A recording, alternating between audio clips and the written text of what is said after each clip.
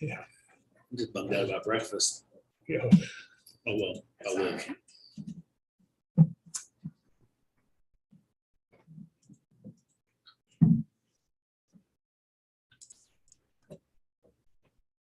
All right. Good morning. Welcome to the May 19th meeting of the Raleigh County Commissioners. Please join me in the Pledge of Allegiance. Pledge Allegiance to the flag of the United States of America and to the republic for which it stands, one nation, under God, indivisible, with liberty and justice for all.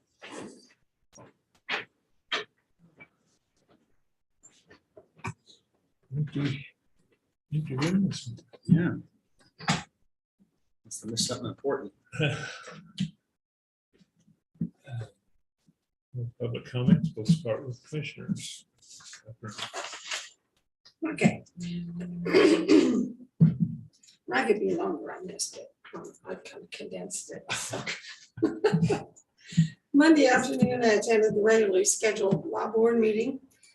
In addition to the consent agenda, which included approval of previous meetings, expenditures and reimbursements, monthly inmate population, crime reports, and quarterly crime, accident, seizure, and forfeiture reports. The general agenda included an announcement of the screening committee for a new RCPD director, and the names of 10 citizens were announced as that screening committee, and applications are the let's see, the ads will be distributed for publication beginning next Tuesday, the 24th. Applications will be accepted until the position is filled. Members of this committee and the law board members will not be able to publicly disclose the names of applicants until candidates for final interviews are chosen. The rest of the meeting included various issues. The big one included the 2023 budget development that the board approved for publication. It was discussed at this. We still have to approve it. We just approved it for publication. And the executive session was also held. There's a lot more to it, and you may get into more things. So, Actually, I thought that one kind of dull today. oh, okay. Tuesday, I attended a Zoom meeting of the Master Food Plan Leadership Group. They will be presenting a final version of that plan developed through citizen input at the city county meeting this afternoon. We have a copy of it at the end of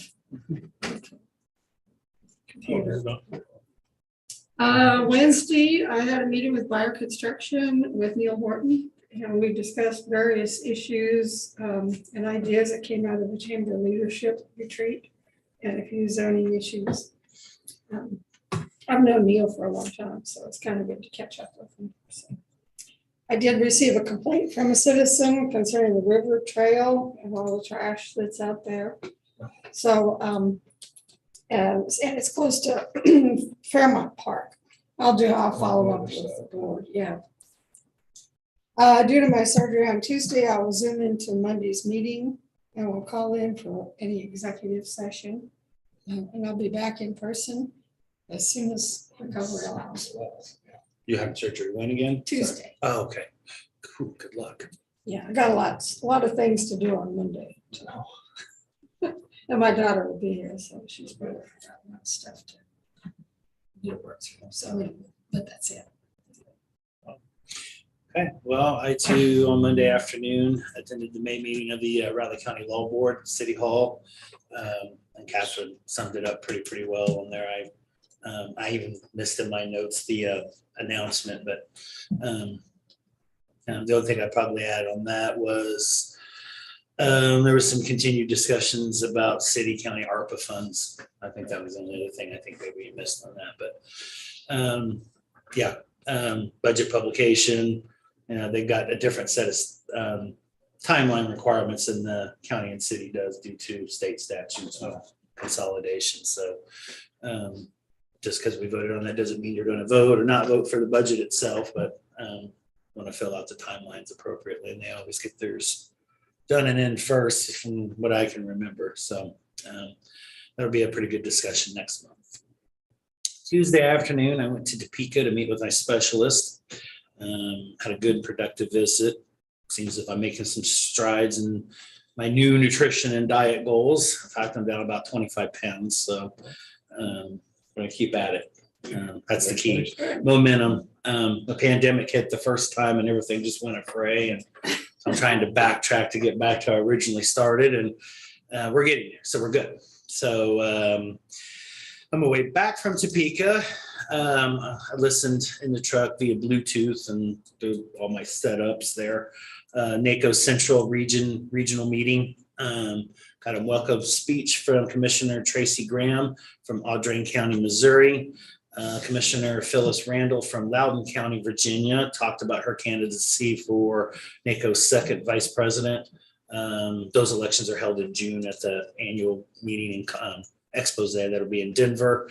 Blair Bryant discussed the nation's county's behavioral health crisis response infrastructure and the 988 hotline implementation. As you know, that is the suicide hotline. If I'm not mistaken, is planned to go fully operational on July 6th. And there's probably still some components and stuff that certain counties and regions may kind of struggle with along the way there, but there's supposed to be support and resources to help kind of guide all that out.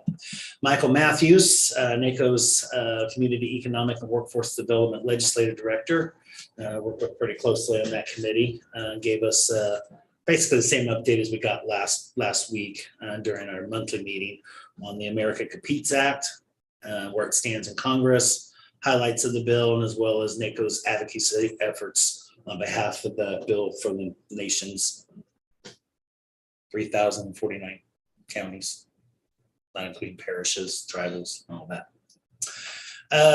See, also Tuesday afternoon, I have a monthly meeting with the board of directors from the Manhattan Area Chamber of Commerce. Some of the items discussed were the recent 2022 auditing report. It's done by Barney and Associates. Pretty thorough. Pretty good job. They gave a full recap, obviously, of the Flint Hills Leadership Retreat that we all attended late last week. And some discussions came out of what next steps should be, and not just in terms of discussion, but the leadership retreat itself. Pre-pandemic, that was always in Kansas City in January. So there's talk about that. I guess is they're going to go back to January. So keep that plan in mind. In January, that second week in January, whenever it is, whether it's going to be in Kansas City or here, and what that setup is, it's still yet to be determined. Got an update from DEI, and several people spoke on behalf of the Black entrepreneurs of Flint Hills. Got a really, really robust plan for some things moving forward. It's pretty impressive, actually. Katie Pulaski gave a full update on the status and work going on at MBAF. I think we've all probably heard her speak on several occasions, but the gears are really finally starting to turn there. Financials and membership counts were discussed and updated all the way through April 30th. And then lastly, the chamber staff gave updates on everything that they are currently working on as well. Yesterday afternoon, I had my monthly Zoom call with the Flint Hills MPO. Project manager Jared Tremblay gave us an update, both organization and the financial updates. To the current date here in mid-May, and what programs and efforts he continues to work on. Members from KDOT also gave an update. It's kind of that year where they start doing kind of consults and trying to figure out where those pots of money and stuff are going. So something to pay attention to. While they were there, however, I did discuss some of mine. I think everybody's concerns with the recent severe and critical accidents that are occurring, particularly on the Highway 24 sector at 113 and 13. Here over the last couple of weeks, there have been pretty severe accidents. Discussed the idea of putting some temporary measures in place to maybe avoid some more of those accidents and possible fatalities, because we've had plenty of those there too.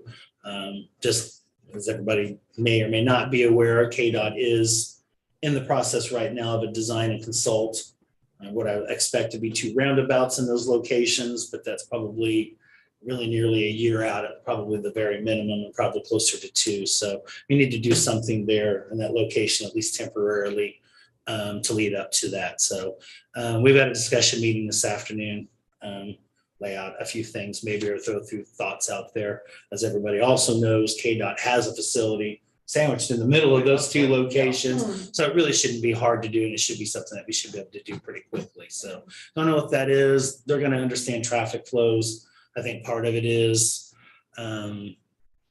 increased people kind of in that northern scope of the area up there with 24 kind of backed up. People are kind of looping around back to that section, and then with Kimball, people are coming back on the other side. So there's increased density of traffic in that particular location, and it's tough under its normal circumstances, but we've kind of pushed it into there now. And so we need to figure out something to do with that. So there's going to be some discussions on that coming up ASAP. Along with the MPO, as you all know, Stephanie Peterson took a position with the city, so she resigned that post. We spent most of the rest of the time discussing that opening. We've kind of re-detailed that as just a planning manager, not so much kind of the full executive director type of scope, of somebody that understands planning with maybe a detailed focus on metropolitan planning in general. As of date, and I think we've had it out for 5 weeks, we have no applications for that position. So I think we're okay there. We've got a short term director. Yeah, well, if you need some. I might ask Elizabeth if she might send a few of those over our way. We're going to kind of let all of our, normal application processes and advertising kind of go on for a little bit more, and then maybe adjust and reevaluate. It's my plan as chair of the policy board currently to keep our monthly meetings in place via Zoom. If nothing else, just to discuss that and keep moving forward while we're kind of in transition, and then schedule special meetings in between if necessary to fill in the gap. So and we'll continue to do that until we find the right person to replace Stephanie. She'll be very difficult to replace in that role, but at some point in time, we probably will get there. So June 15th is our next scheduled meeting. So, and with me, that's all I've got. All right. Well, Monday afternoon, I went out to look at the University Park sewer plant, since that's been in discussion. It's a very basic plant. I'm not even sure exactly how it works, but I just wanted to see what was there since we've been discussing it. And I'd been told the road down to it wasn't in good shape, so I just parked at the top and walked down. That wasn't a good decision.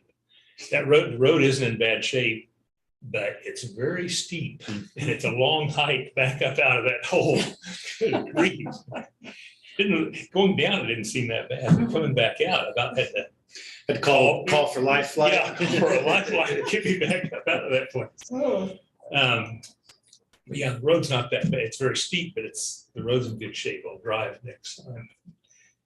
Tuesday, I had a long meeting with David Adams. He showed me what we had from Anderson Knight on the North County station, and then kind of went over what the plans are for that location. He also showed me what we have, what they received from Arch Images for the new public safety building. They've done a really good job. I was impressed at how quickly they've gotten back stuff of all the lists they've got by office, every place, how much room each place needs, and basic ideas on how to lay out the building and everything. We had a good discussion about both the buildings and also just some of the ambulance department in general. Had a good conversation with Dave. Wednesday, attended the North Central Kansas Regional Juvenile Detention Facility Board of Directors meeting. You are trainable. Look at this. Wow. Actually, we didn't have an official. We didn't officially have a meeting because there were only 5 members and 6 required for a quorum. One of the items on the agenda was to accept the revised bylaws.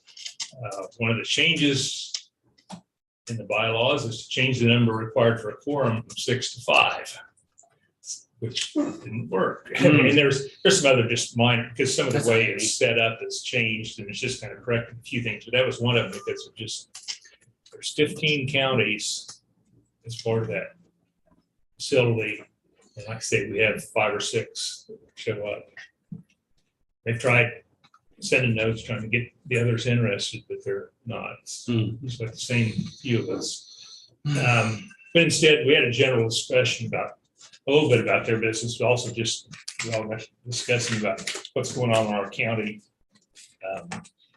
Things we're dealing with, it's all the same stuff. Can't hire people for the jails, having trouble make salary adjustments. And like I say, it was interesting. Large and small counties are all dealing with the same things.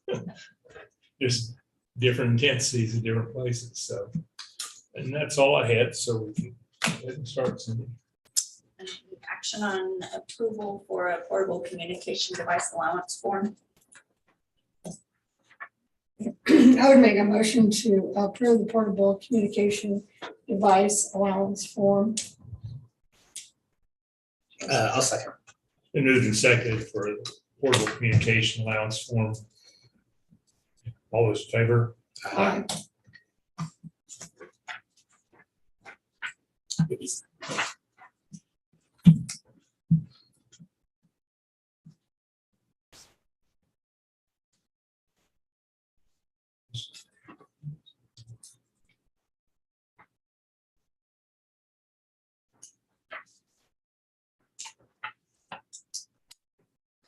Raleigh County personnel action forms for Juliana Poe as an as-needed clerical in the appraiser's office.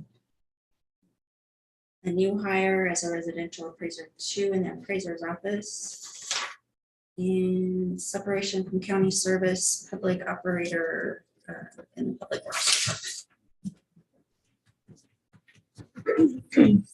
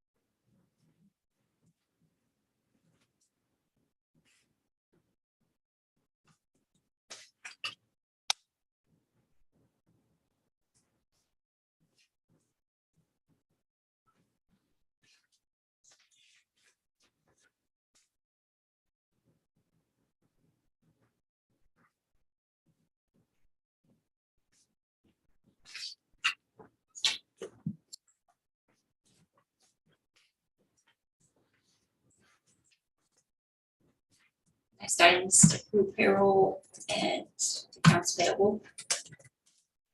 Make a motion that we approve payroll and accounts payable. Second that. And moved and seconded to approve payroll and accounts payable. All in favor? Aye.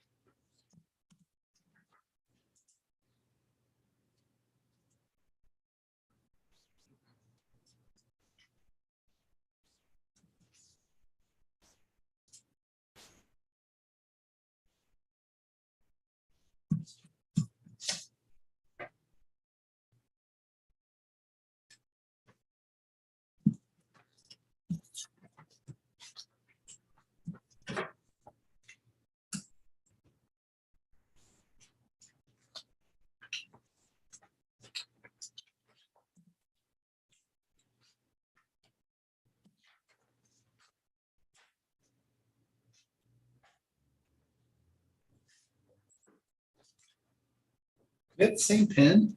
We do. Mine's well, the ink was exactly mine's a like- 0.7, what's yours? Mine's a 0.5. Okay, so yours is a little finer one, but it's the same color. I love these pens. They're very nice. Those are the ones I use at work. Next items and minutes. I didn't have any changes for the minutes. Did anybody else? No, With that said, then I guess I'll go ahead and make a motion that we approve the minutes as written from the Board of Riley County Commissioners meeting on, what day was that now? May 9th, just a few days ago. Or no, 16. 16th. see, Do the 16th. I like that better. Okay. I would second that. Been moved and seconded to approve the notes of the May 16th meeting. All in favor? Aye. I'm sure Cindy doesn't want to have to send those out twice.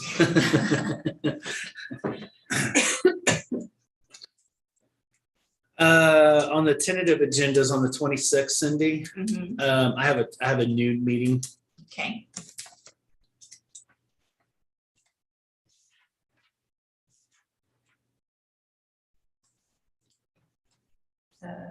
What time do you have? It's just across the way at Tallgrass, so we can go right up to 12. Yeah, Oh, okay. yeah, meeting at 12, right. It looks like the last one on the 26th is at 10:05. Yeah. Yeah, but they It's added- still like, Brilliant. yeah, it's still a week away. Yeah.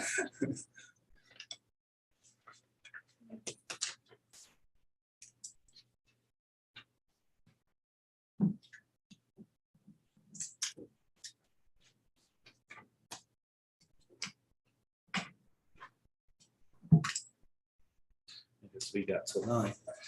Do you have a minute? I do.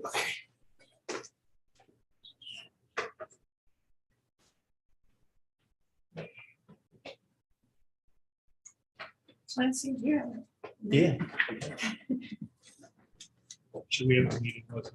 I mean, we Since should you feel be left out. left out, right? Yeah.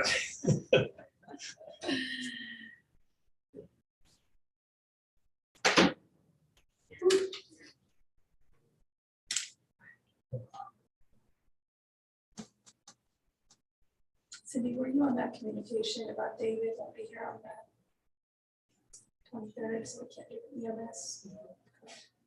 Yeah, and I talked to Daryl today and we can, he hasn't scheduled anyone in the morning for budget, so I can put you in the morning that day.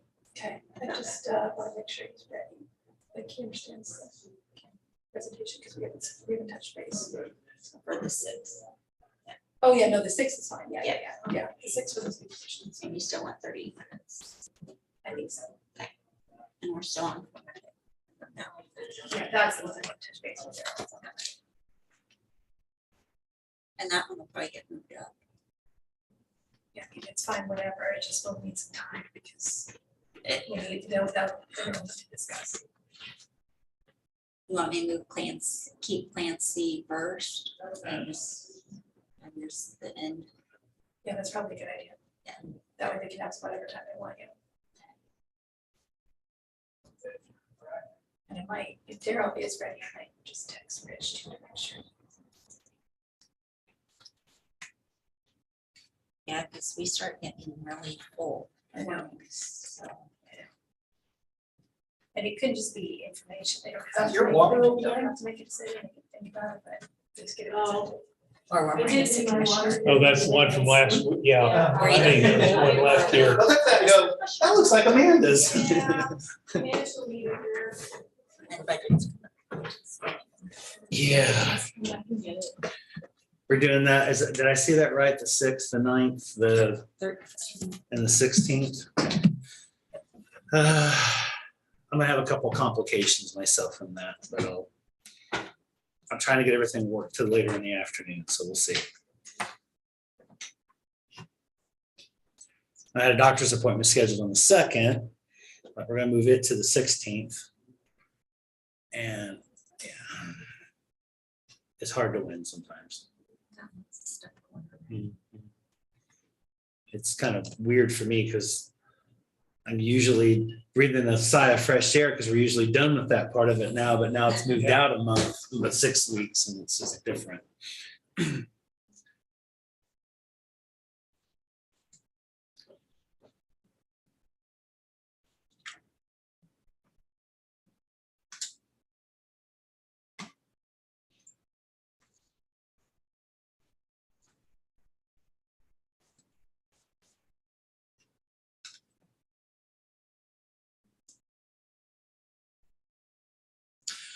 K-State football's been on the portal trail here lately. Yeah. Building up the secondary, it looks like.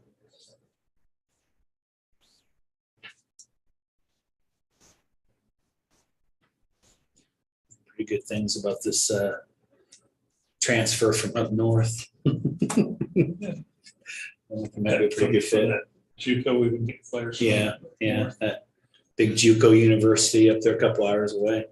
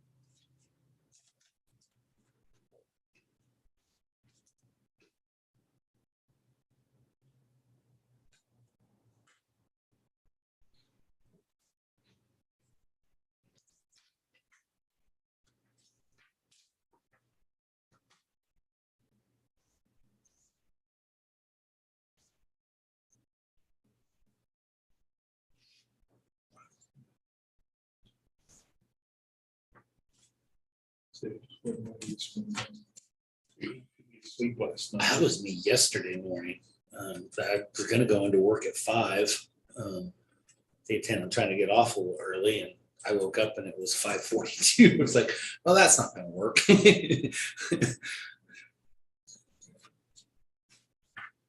It's amazing how that will throw your entire morning off right from the get-go. I mean, it just,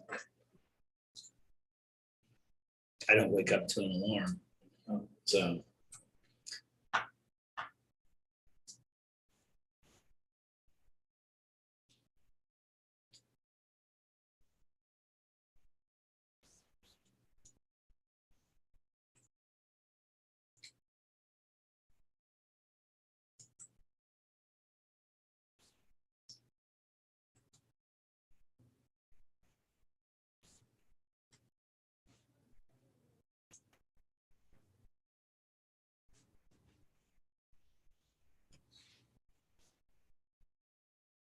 So Stacy Coleman. Stacy, how was it? Yeah. I know her from church. I didn't- Oh, yeah, sure. I saw something the other day. That's good. We don't bump into each other a lot. Now and again, I'll be in the office. Or she might have known. She's been there for a long time. Yeah.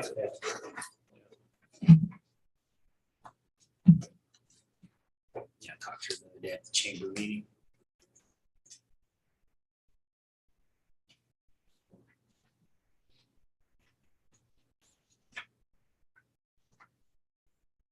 Oh, wow. Driving out there, I haven't really looked at 77 for a while. There's a lot of space out there. Looking at GIS that we could look at, developing some industrial, some processing space out there. Problem out there, well, if you're talking just across the bridge. Yeah. Yeah. It's possible. Further south you get out there, you're getting into ag land. And that's- Well, I know that, but I'm talking about just the whole. I had a brief discussion with one of the Gary County commissioners about putting a, for lack of a better term, a refresh station there on I-70. Where you just basically stop, you can charge your car, you can charge your phones, you can do all that, maybe have some vending machines and.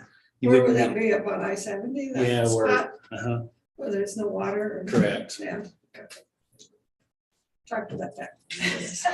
There's funding available to do something, Is there? we'll see, yeah. That's cool. Scroll down.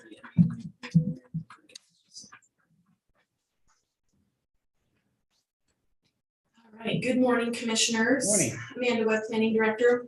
What I have before you this morning is a contract for temporary environmental health assistance. As you know, of course, Perry is out for an extended period of time. And since he has been out, most of our environmental health services have kind of had to stop. We've managed to scrape a little bit, do a little bit with some folks, but most of the work, certainly the field work, has had to stop because he's the only one, of course, in our office that is able to do most of that stuff. There are some things that need, specialized skills and et cetera. So we've had to stop most of that. Luckily, we have found Lisa Davies. She's a retired sanitarian. She has all the experience and qualifications that Perry does, so she can do everything he does. And she is willing to give us a couple days a week to do field work. The intent would be, of course, that she would go out in the field, do all of that sort of stuff, write up the report, or at least document like what he does in the field, and then we'll take that information and we'll process and review and do all of that. In the office, and once Perry is able to either work from home and then eventually, of course, be in the office, we'll process all of that. So again, the intent is to have her just out in the field, just doing those things that he is not going to be able to do for an extended period of time. So what we have in the contract right now is 3 months. It's a 3-month term. It is very likely that will be extended, and of course, like I mentioned, I will of course come back to you folks and discuss that further. But that's what we have for right now.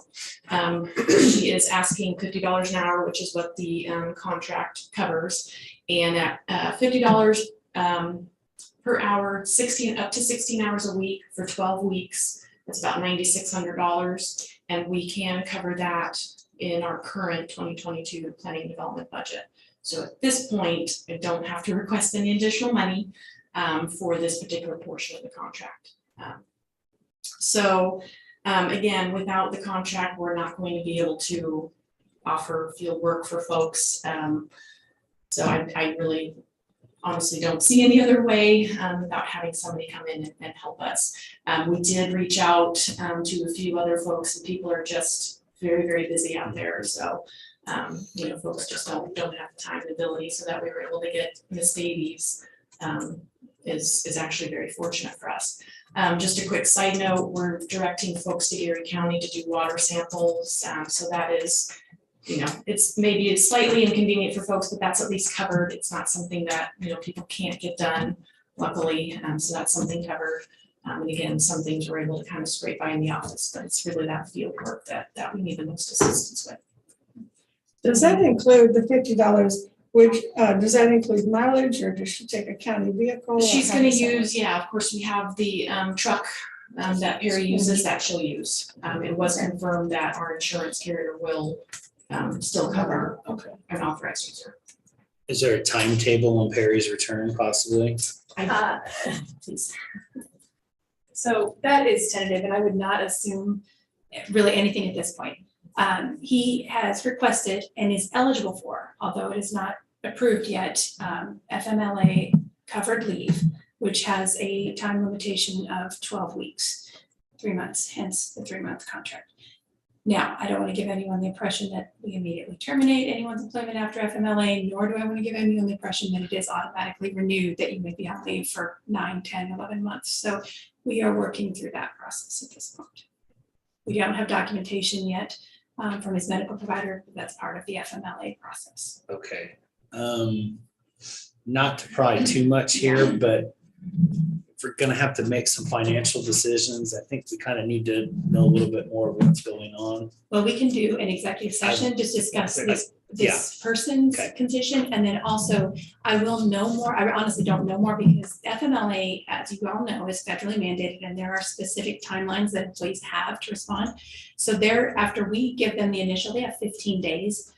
So we honestly, he's not uncompliant at this point. Right. I mean, we just don't have any more information yet. So I can estimate that and work with Clancy to get an executive session. I would not prefer to discuss any of his personal information. No, that's fine. I just, if we're gonna have to make some extended decisions here, we need to have something more than he's just out. Yeah, we just at this point, that's what we know as of today. And we do feel very comfortable saying it will reasonably be 3 months. Okay.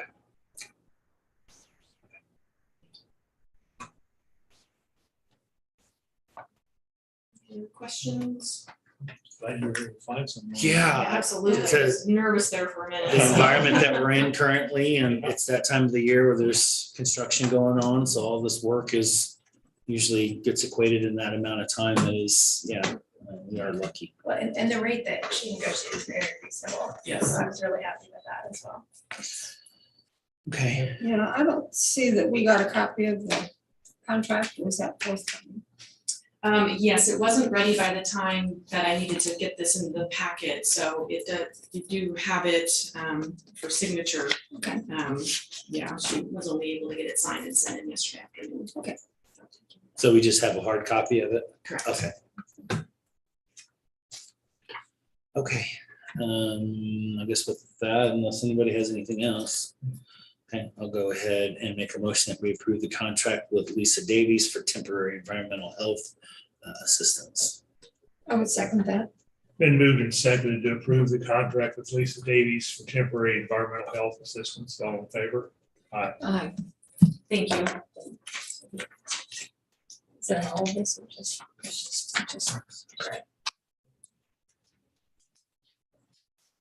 Thank you, commissioners. I'll work on that executive session. We can discuss further. Okay, thank you.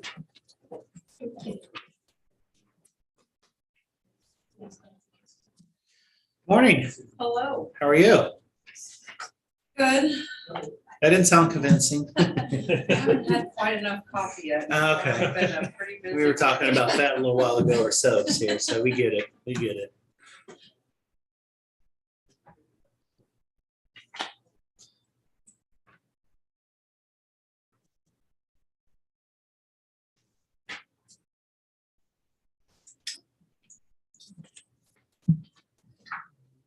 Had a great response on the document fraud announcement, Yeah. Okay.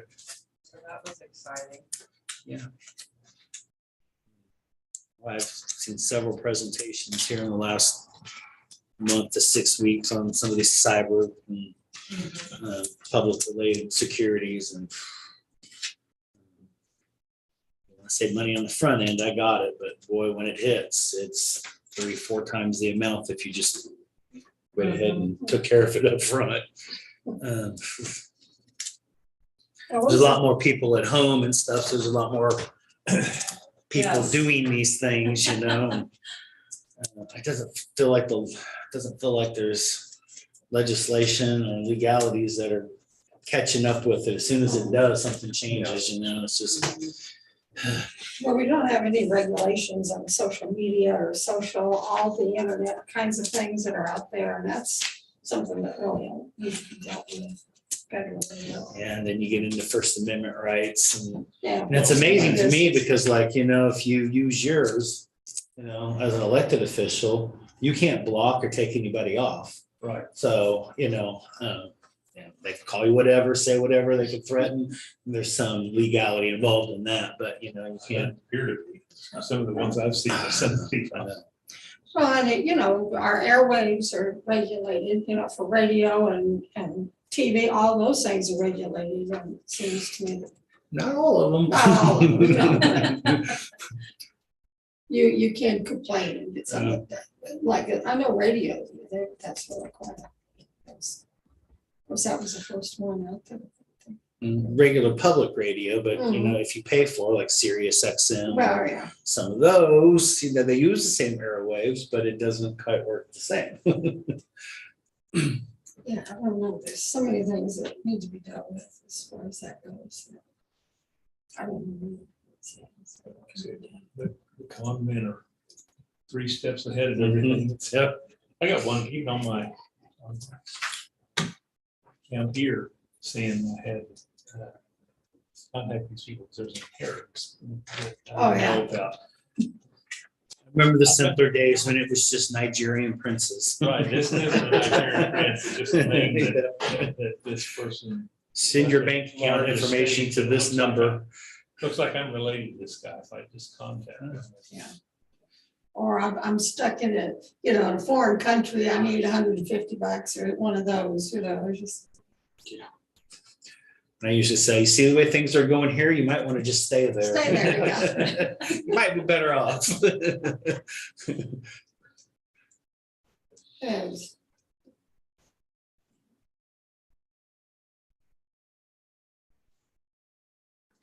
ones I like are the ones they call you about something that it's not even, I mean, they'll call you and say, oh, we can offer you a great rate on veterinarian services and dog food. And I'm like, it's got one problem. I don't have a dog. I haven't gotten that. Yeah, I don't either. I've gotten some of I would those, listen or- to that one.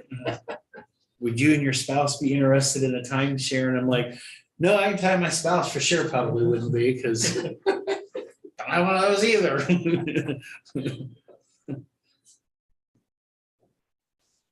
I get a lot on car, extended Yeah. warranty stuff. And that's just, for car I owned maybe 4 years ago. It's, I think I told you, I asked him, what kind of car you drive? So I gave him a pickup. It's a 96 pickup with I don't wanna mess with that one. 30,000 miles. Well, don't you have something better than that? it's funny. I decided to see how far they go. Yeah. I tell them I've got a buggy with lots of horsepower. Literally. They probably doing a warranty on that, I bet. They would, they got pet insurance. insurance. Yeah, pet and you can get horse insurance. My daughter has insurance. No, on and her horse. I mean, if that's a business related thing, I got that, I can get that, but Sparky the dog, I don't know, I mean, You can get insurance. I on think I would just take him to the vet, take my chances with that, Yeah, I'm here to tell you, I regretted not having pet insurance. Really. I have a dog that ended up costing me around $14,000. So And it all started with my husband choking on a carrot and passing out and falling on the dog, and breaking her leg. Oh, good. And it went into pressure sores and 3 times a week wound care, infection in the bone. Oh, wow. And then about the time we got that all situated, she was at a daycare facility where they were letting her run around loose with big dogs, and she re-broke it severely and almost had to have it amputated. So she ended up at K-State with a plate and 8 screws in a leg that's like the size of my finger. She's a little 7-pounder. Oh, goodness. Well, I might say one thing, you might tell your husband that, if he was eating a cupcake, that would have never happened. Yeah, right. I know. Carrots are bad. I mean, Yeah, They yeah. really do. It's hard. I get them stuck in my throat every once in a while. Why do I eat these things? I like them shredded like in lettuce and romaine and all that, but yeah, Cooked is fine. Yeah. cake, Okay. you can put them in cake. Oh, that's yeah, okay. carrot We'll do cake. carrot Really good. It's very healthy.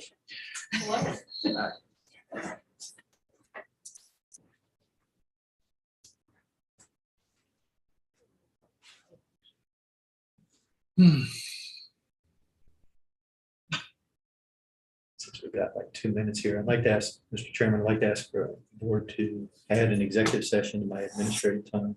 Here you thought you were gonna escape, No, I was anticipating it. Does that be at the end or Oh, it'll consume the next? it'll be the next item Next after one? me. Okay, I'll go ahead and make a motion that we add an executive session to Lansing Holman's administrative work session time. I would second that. Been moved and seconded to demand. Excuse me. To add an executive session, thanks all this time, all in favor? Aye. Aye. Thank you.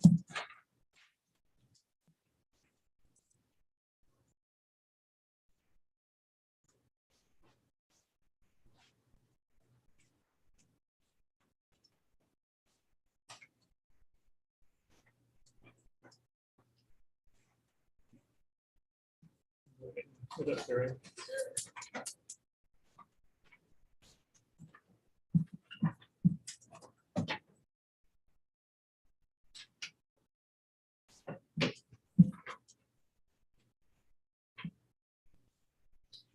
All right. You should have before you a copy of our year-to-date revenue with comparison to last year. As you can see, our numbers are down. We're starting to slow down a little bit. We've got less coming in all funds, and that represents about 500 documents less than this time last year. And about $90,000 less in revenue. in general. We've filed 4 plats compared to 17 with a total of 5 lots instead of 30. We're continuing to work on backfile indexing, training new employees, cross-training on various jobs. We've gotten our desktop scanners in, so the ladies have started working on scanning those old images in their downtime. I will be attending the Register of Deeds seminar in June in Salina. Hot topic will be remote notaries and e-signatures, so it'll be interesting to see how they're envisioning this. And our total revenue loss so far this year with the fee changes is $362,396. That's all I have.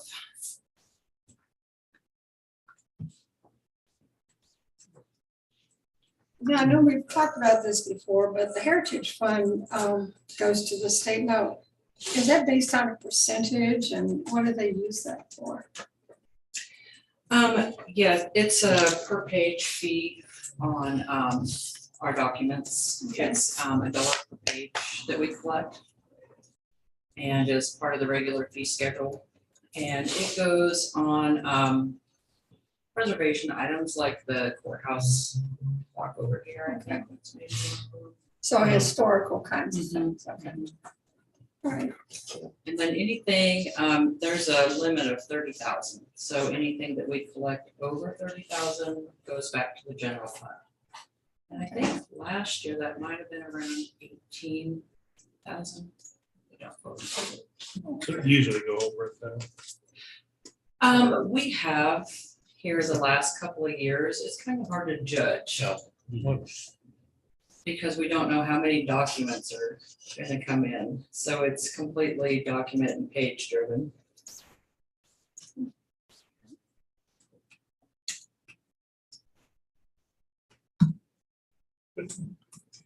Things slowing down the market, is the housing market slowing down? Is that part of the?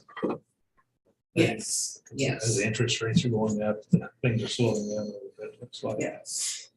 That, and I think every house in town is sold. Is already twice sold. in the last 20 years. I feel like there's nothing left to sell right now. Oh. A lot less for sale signs over in my neighborhood, and it seems to be a transitional neighborhood, so. And we haven't seen a lot of movement here with troops coming back and immediately being deployed. If they're staying deployed somewhere, they're staying here, so there's not a shift with that. I don't think there's much of a shift within the investment market either at the moment. Yeah, and it would seem with, plats not being filed, they're not developing new subdivisions right now. Yeah. So. Yeah, that's a drastic shift there. Yeah, and last year was already a lot less than the year before, Yeah. so that's definitely slowed down. It's just also know that there's not a lot of places to do those types of things. Yes. Here in the county, so. I know my realtor, just talking to her, and she's, you want to sell your house? She's like, I can sell it tomorrow. I was, nope. Yeah, but it's a heck of a deal to sell, but then you gotta go. Then you gotta go buy buy a different another one, yes, well, yeah, I'm not at this point, but it was quite what she told me she could sell it for, I was just amazed. I know seeing the sale prices, houses that are selling now were selling for 40, 50,000 less just the beginning of 2020. So it's interesting. My pendulum will swing back, it always does. Go back down, I would slow down, I don't think. Quick prices will go back down. So, I think they'll shift a little bit, yeah. But level off, if the interest rates go up.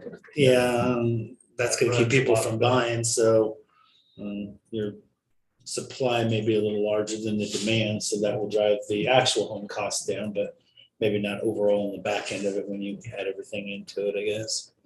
Yeah, and I've talked to a lot of older people that've had their homes for a long time and want to downsize. Yeah, You know, so they can sell theirs in a hurry, and if there's something to buy, you know, that's smaller and easier.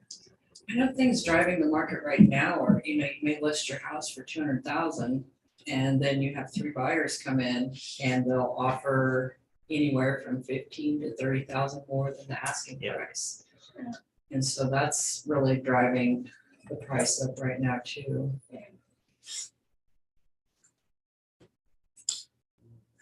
bigger struggle here over the next 3 to 5 years is with everything coming.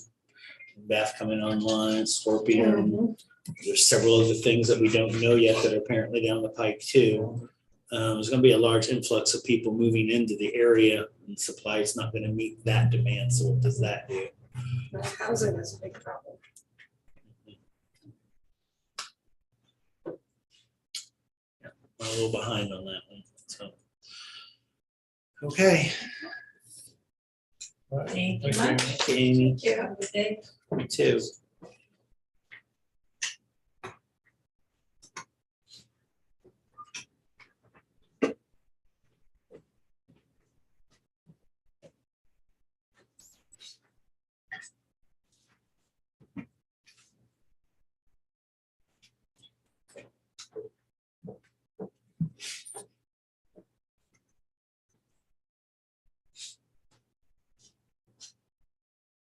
Yeah, I think we really need to get our rural economic development team really moving on some of this stuff. Otherwise, we're gonna miss out on a good opportunity. It's concerning.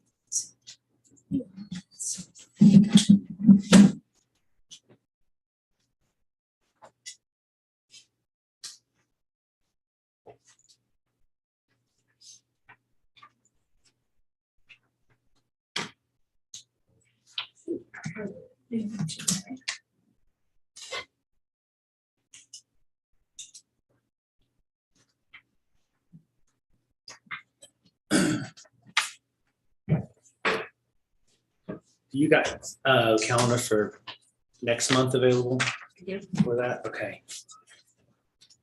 I just realized I got a couple other things going on too, sorry. On the 6th, I have a 3:30 6th of June. June, yeah.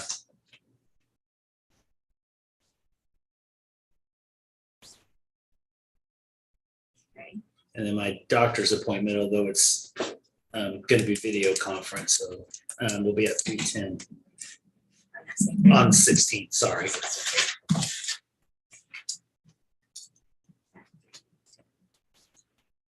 Okay, and that one will probably cut short, just as we have city county at this point at 4 o'clock. Okay, Okay, thank you. That's today. I had it at noon for some reason. oh, you probably had scheduled it as intergovernmental, it's always at noon, but we don't have it this month because it falls on Memorial Day. And Yeah, I will that's do it. everything I can not to schedule anything else on those 4 dates. 6th and 9th. Well, I 15th, scheduled 16th. Thing for my dog at 4:30, so change. Little bath for the puppy.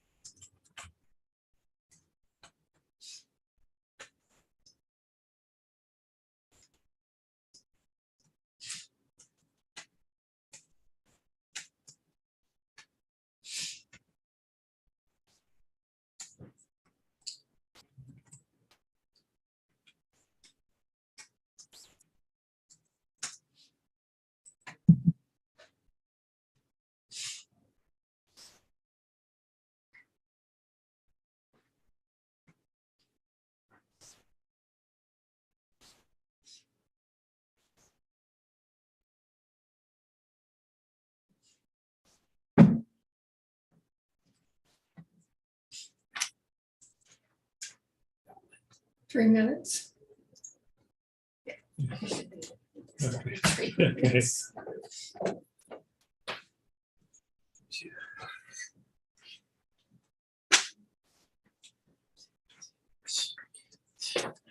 8 days, Sam. I keep saying more previews. It keeps exciting me. Yeah.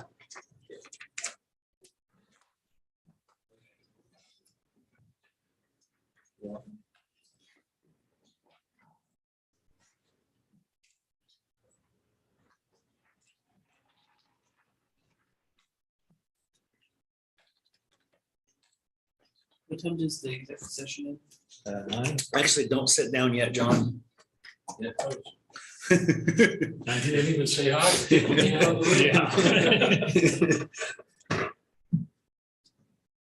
Yeah, I guess I could have been a little more subtle there.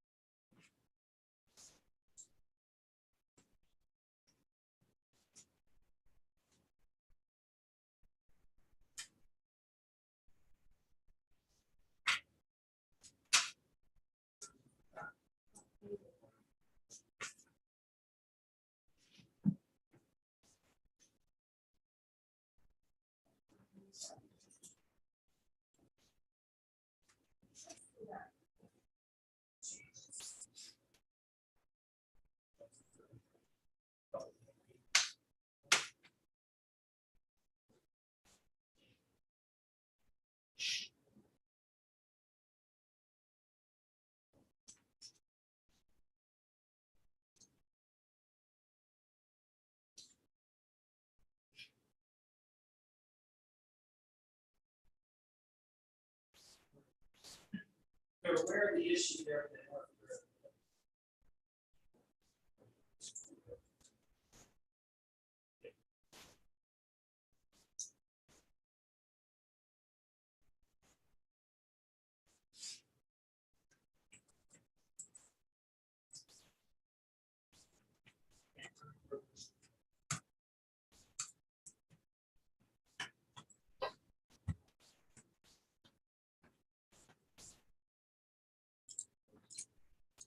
We just wait until it gets wrong. Everybody gets. Oh, yeah.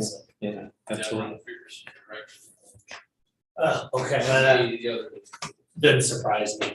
Sorry, I should have said something.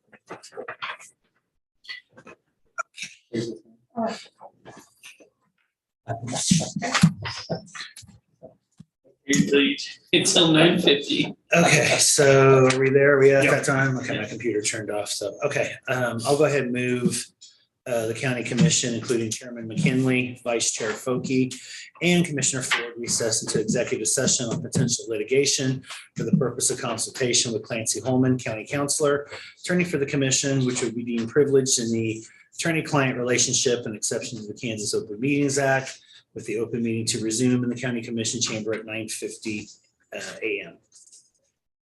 I would second that. And moved and seconded to go into executive session. All in favor? Aye. Thank you.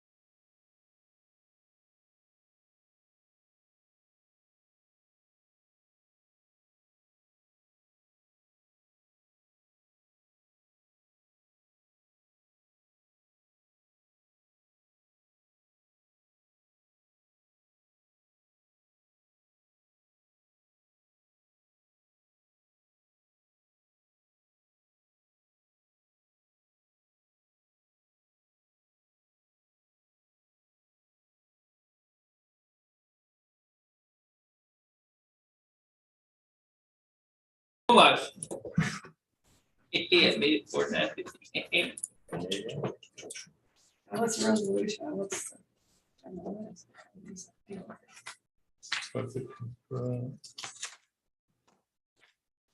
Okay. Get that. So are we on number 3 or number 4 on that one? This is number 4. Okay.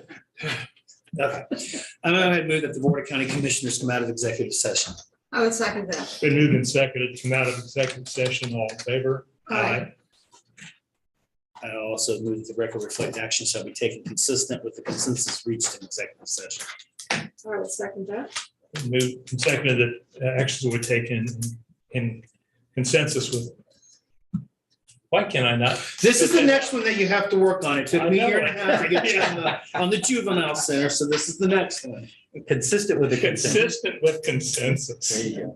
I'm sorry. I knew you'd get I've there. got The I've got a mental CWA. block. You were headed. Can I give this in for study material? I need to have one of those taped, but tape it in here so I Take can. it on your screen. Yeah, at any rate, all in favor? Aye. Aye. You want the copy? Back.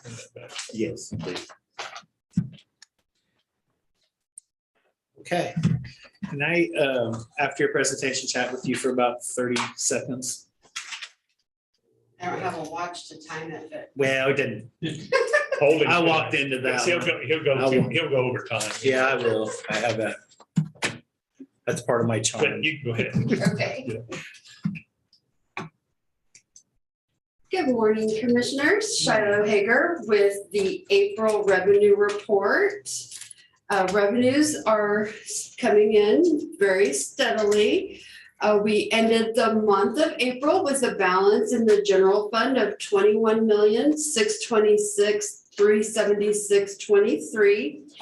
Comparatively to 2021, we had a balance of $16,830,938, which shows that we are higher in the general fund by just over $4.7 million. Our total fund balance at the end of April was $79,796,158.07. And when I compared that to 21, removing the ARPA money, we're about 9.5 million higher than what we were at this point last year. Just keep in mind that a large chunk of that is we're about $5 million higher in tax holding funds this year than we were at this time last year. Interest for the end of April, we have net interest earned of $34,653.55, which is 148% of what we had budgeted for this calendar year. As you can see, what's attributed that is we received a rate on the checking account of 0.78%. We're getting close So to 3 digits again. We're All right. almost to that 1%, so, and when I looked last year, we were at 0.04% was the interest that we had on our checking account. Year to date, we have, earned $5,692.64 on the money that is sitting in the ARPA fund. We should be receiving that second payment sometime here, I would say within the next month or so. I know we've requested it, so that's another $7 million. So we should see that number go up, start going up. Once we deposit that other money. Now, granted, we'll start spending that money once we start identifying our projects, but that's where we're sitting to date right now. Your general fund revenues for the month of April, we had total general fund revenue of $728,580.78, which is 21% over what was budgeted for the month. And we have collected 54.65% of total revenues for this calendar year. And then just, if you just look at year-to-date through the month of April, we are at 5.77% what we had budgeted to collect through April 30th. Sales tax, as you can see here, we deposited for the month of April, $307,999.04, which is $153,999.52 in each fund. That's just sitting about 1.12% over what we had collected, deposited into those funds at this time last year. For the month, we budget every month $283,333.33, and so that's about 8.73% over what we had budgeted for the month. Year to date, we are 7.78% over budget for sales tax revenues. And if you want to see our breakdown here, you can see here, year to date, we are 12.46% higher than we were at this time last year. April is down about 6% compared to what we had last month. And April of 2022 is just about 5% higher than April of 2021. And you can see the various areas over here, kind of where we're sitting for the different categories. Any questions about any of that? All right. Use tax actually was down just under 1% compared to this time last year, which things slowed down after Christmas. And so those are your revenues. I ran some numbers just to kind of give you an idea of where we are on 2021 tax collections. So through May 13th, which that's our next distribution that we ran, we are sitting at an uncollected rate of 4.28%.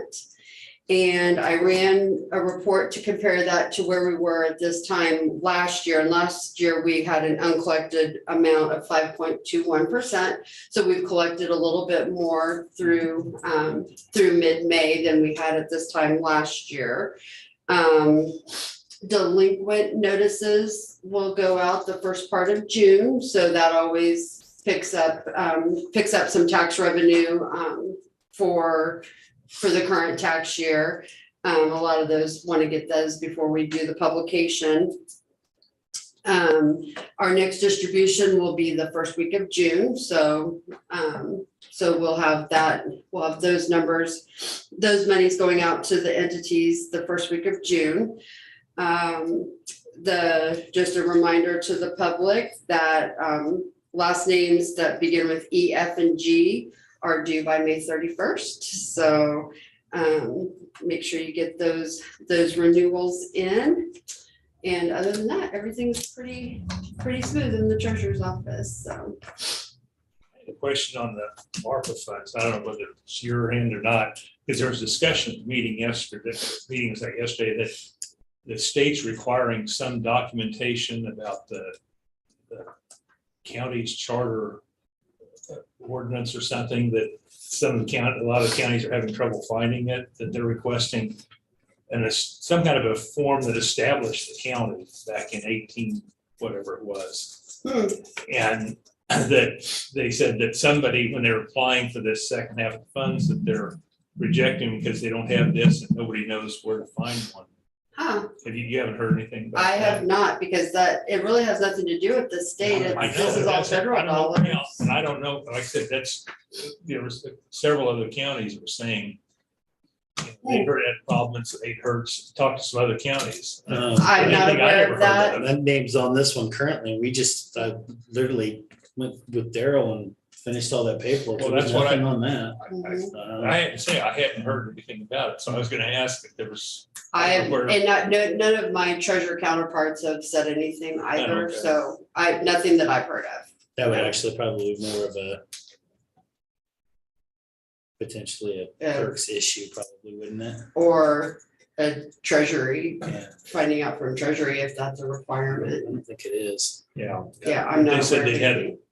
you know, like I said, several counties said they had a problem because some kind of, I can't remember what they called it, a form, when the county was established, or charter of some kind. But they wanted to see the original of it. And everything. Oh, What the heck is that? That'd be tough. Yeah. I'd say the historical society. And that's what somebody, one person there said that, you know, that's what they would recommend is trying. Interesting. Yeah, no, I have not heard that. It so. was, like I say, it was something I had never heard of either, Mhm.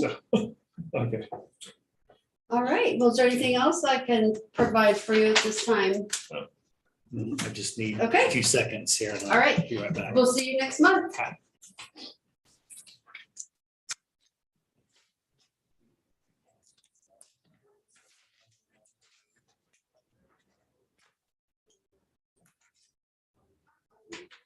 Okay, that'll work. All right. Yeah, I'll have everything ready.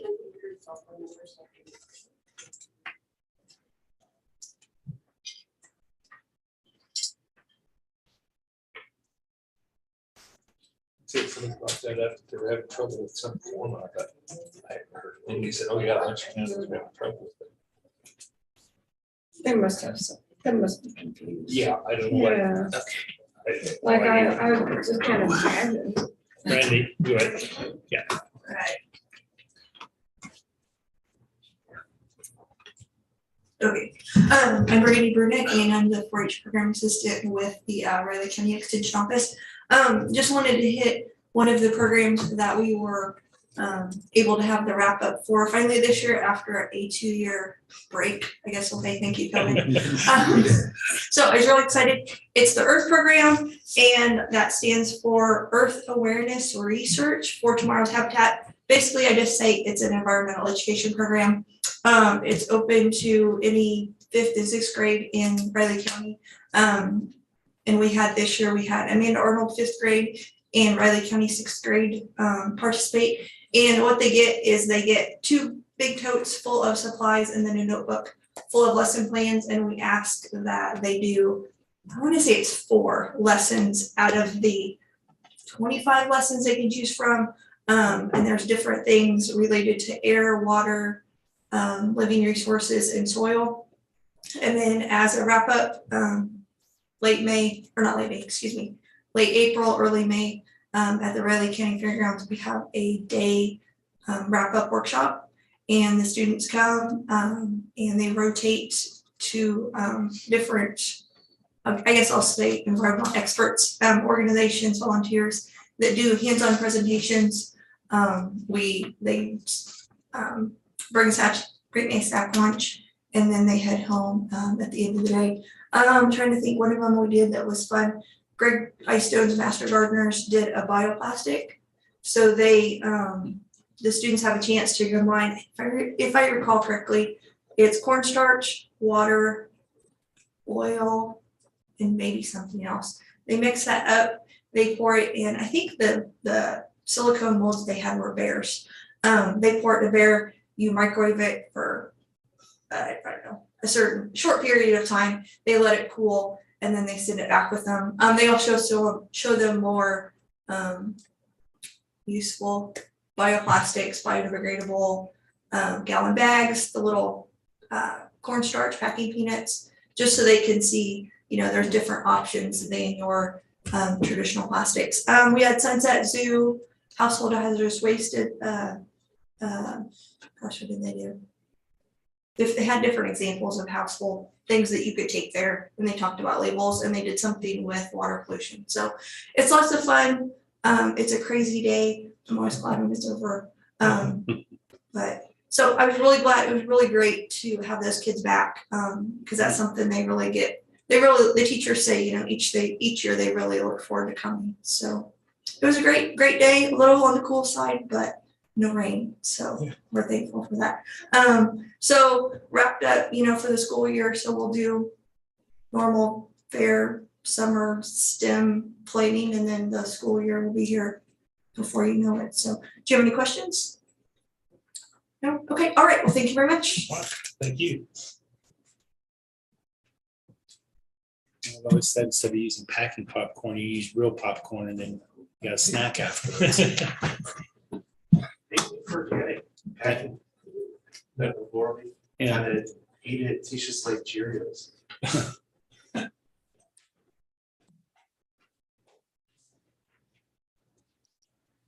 Morning, gentlemen. Good morning. How are you? Good, how are you? Brand Good. beautiful. It is.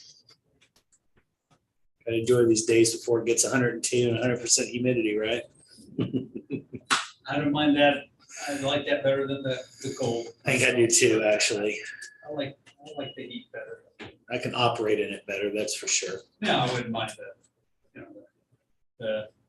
the tropical, right, 10 degrees either way doesn't move. Yeah.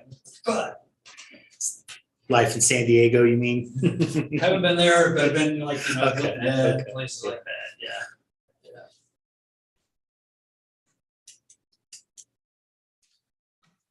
Yeah, and people in Hawaii, yeah, the locals complained it was cool, but it was 60 degrees that day. That would be my wife. That is cold, definitely cold. We were being out in Vegas in July a couple of summers ago, and it's 104 or something at 11 o'clock, but I came back here on a flight and it was 92 and it felt worse here and it did there. And it's like, just the humidity, it just dry heat's different than that.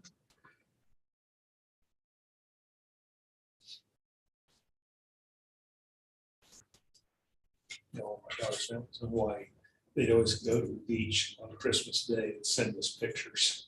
Now, that's something I would like to do, have Christmas like in a warm environment where you could like barbecue and hang outside I and gotta admit, that is kind of weird to me though. it just experience it once, But then again, the last couple of I was Christmases gonna say, I haven't been think that you far have. off. Yeah. Minus the barbecue.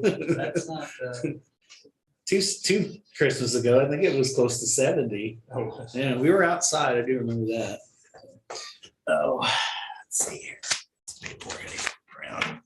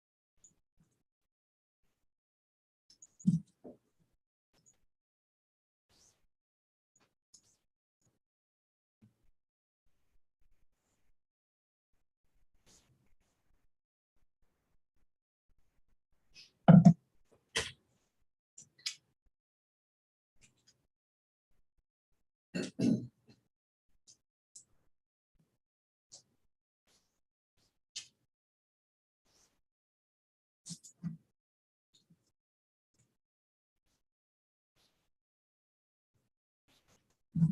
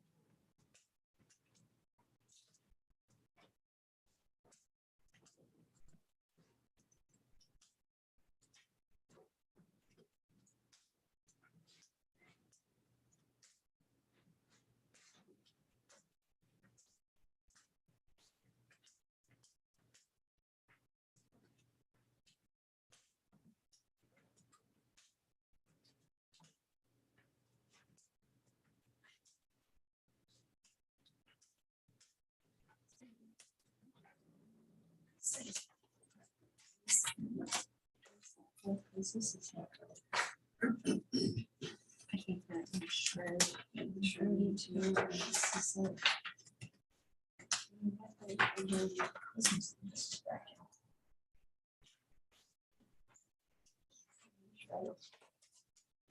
I don't know what else is.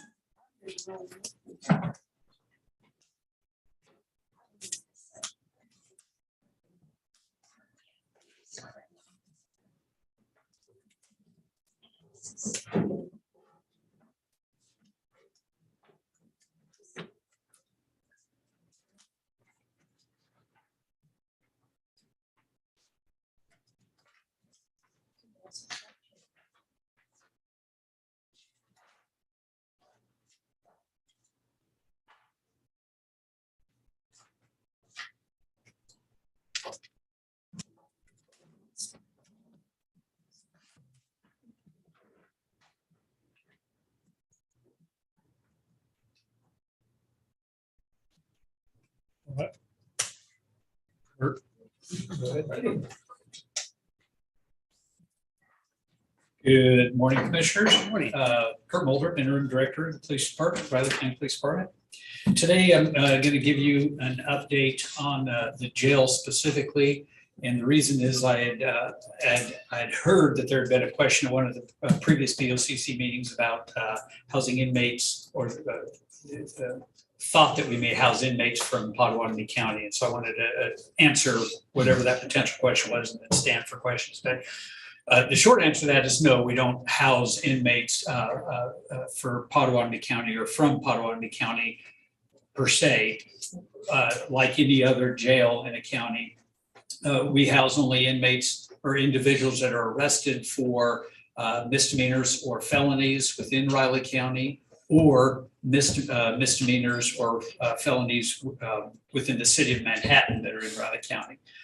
If a felony occurs in Manhattan that's in Pot County, that individual is taken to the Pot County jail, because all felons are taken to the county jail where the crime occurred. So yes, we have some folks in our jail that may live in Pot County or a sundry of other locations. It really depends on where the crime occurred.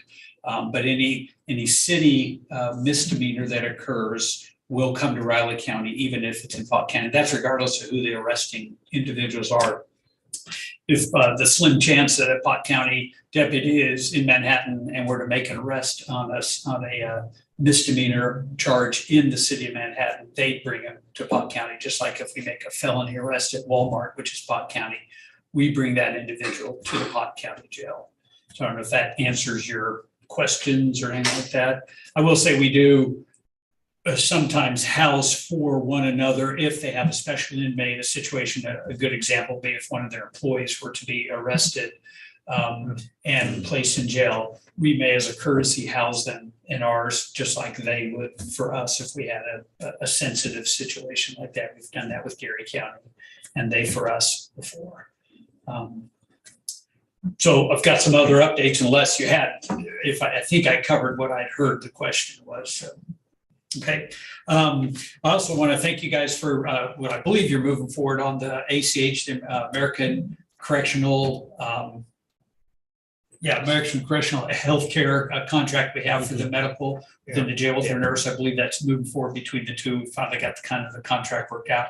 Just really appreciate that because our nurse in there one is at a higher level of training now and just critical in there. Obviously having that contract and having a nurse in the jail, I think is very important. And we want to retain the one we have who is, as you can imagine, it's hard to find someone to want to go into nursing right now, apparently anyway, let alone in a correctional facility. So to have her desiring to be there is well worth the increase in pay, especially for her skill set.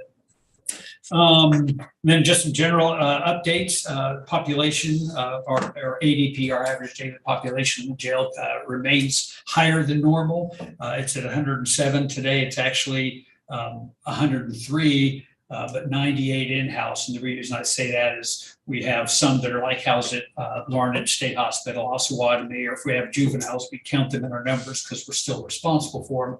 We're at the juvenile detention facility. So we have 98 in-house, but 107 is our actual population of what we're caring for, if that makes sense. And that's when we give you the ADP, it's the total number, not all those are always housed.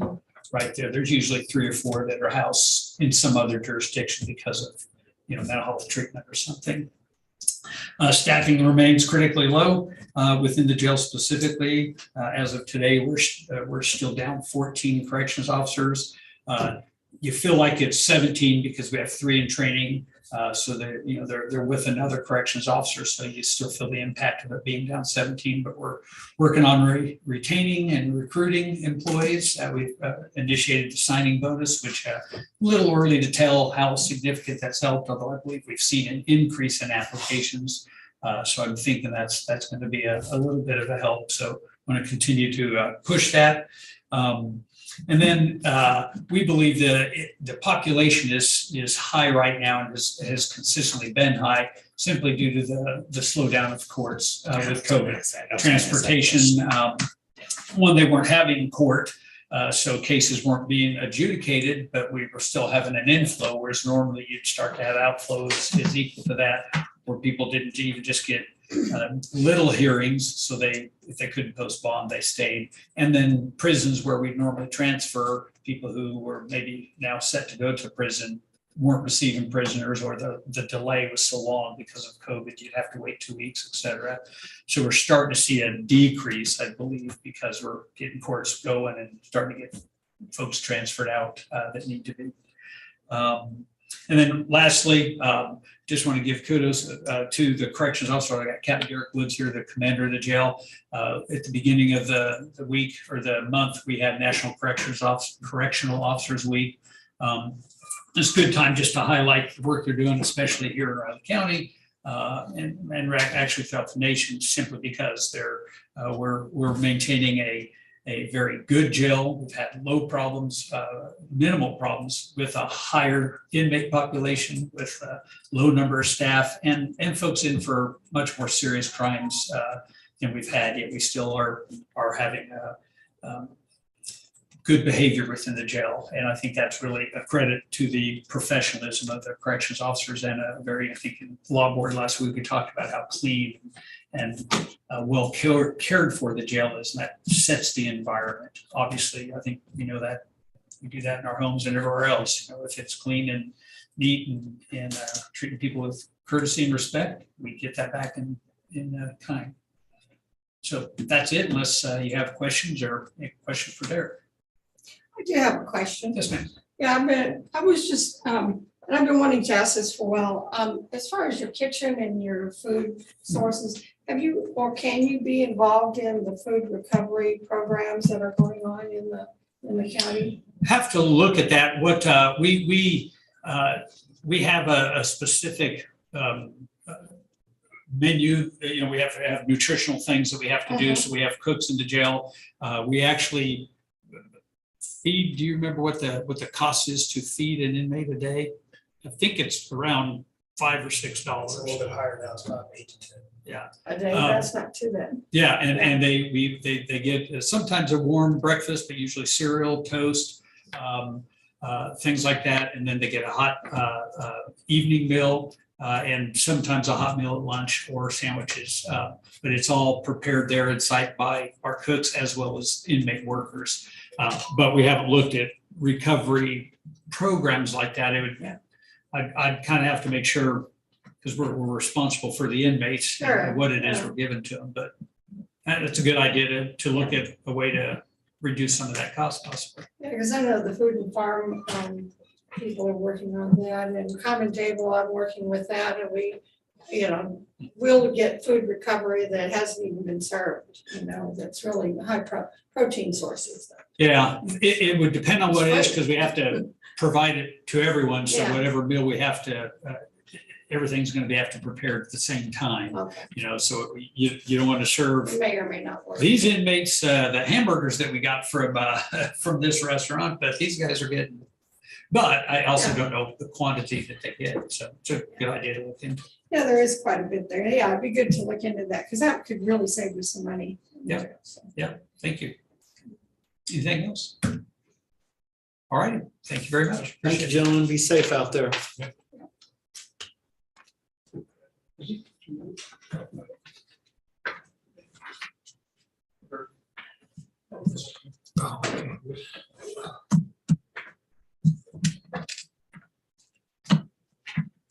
During the school year, we get food from a training table.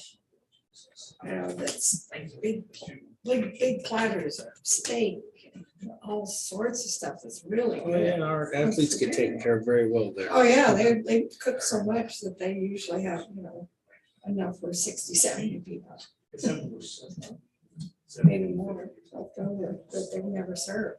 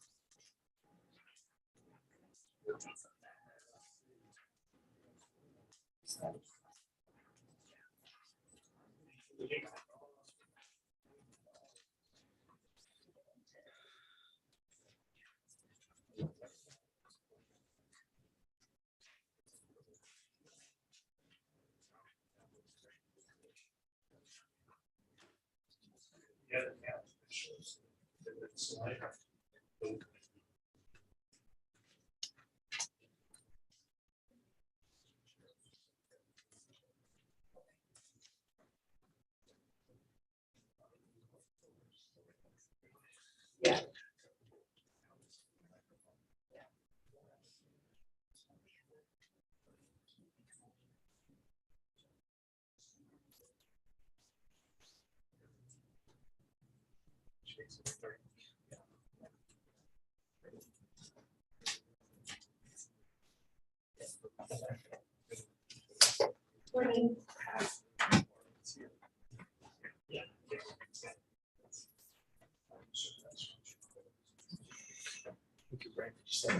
Phew, you're asking a lot today. Okay,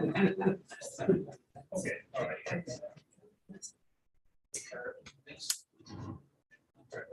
Sure.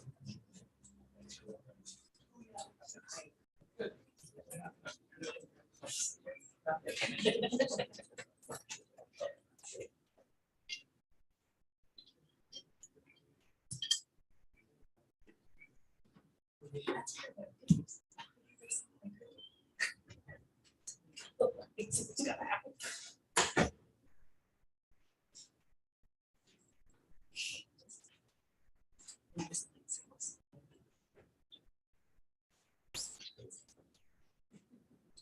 I can see that.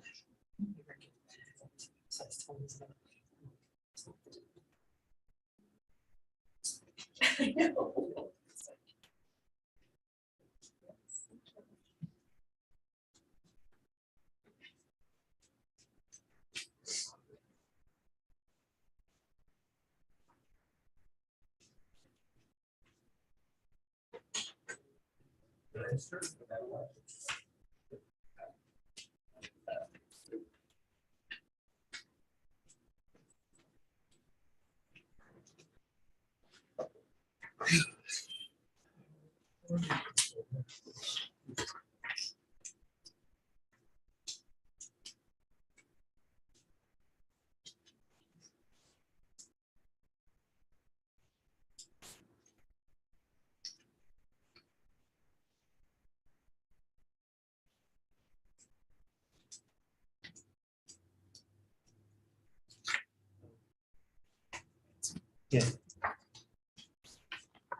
So thanks for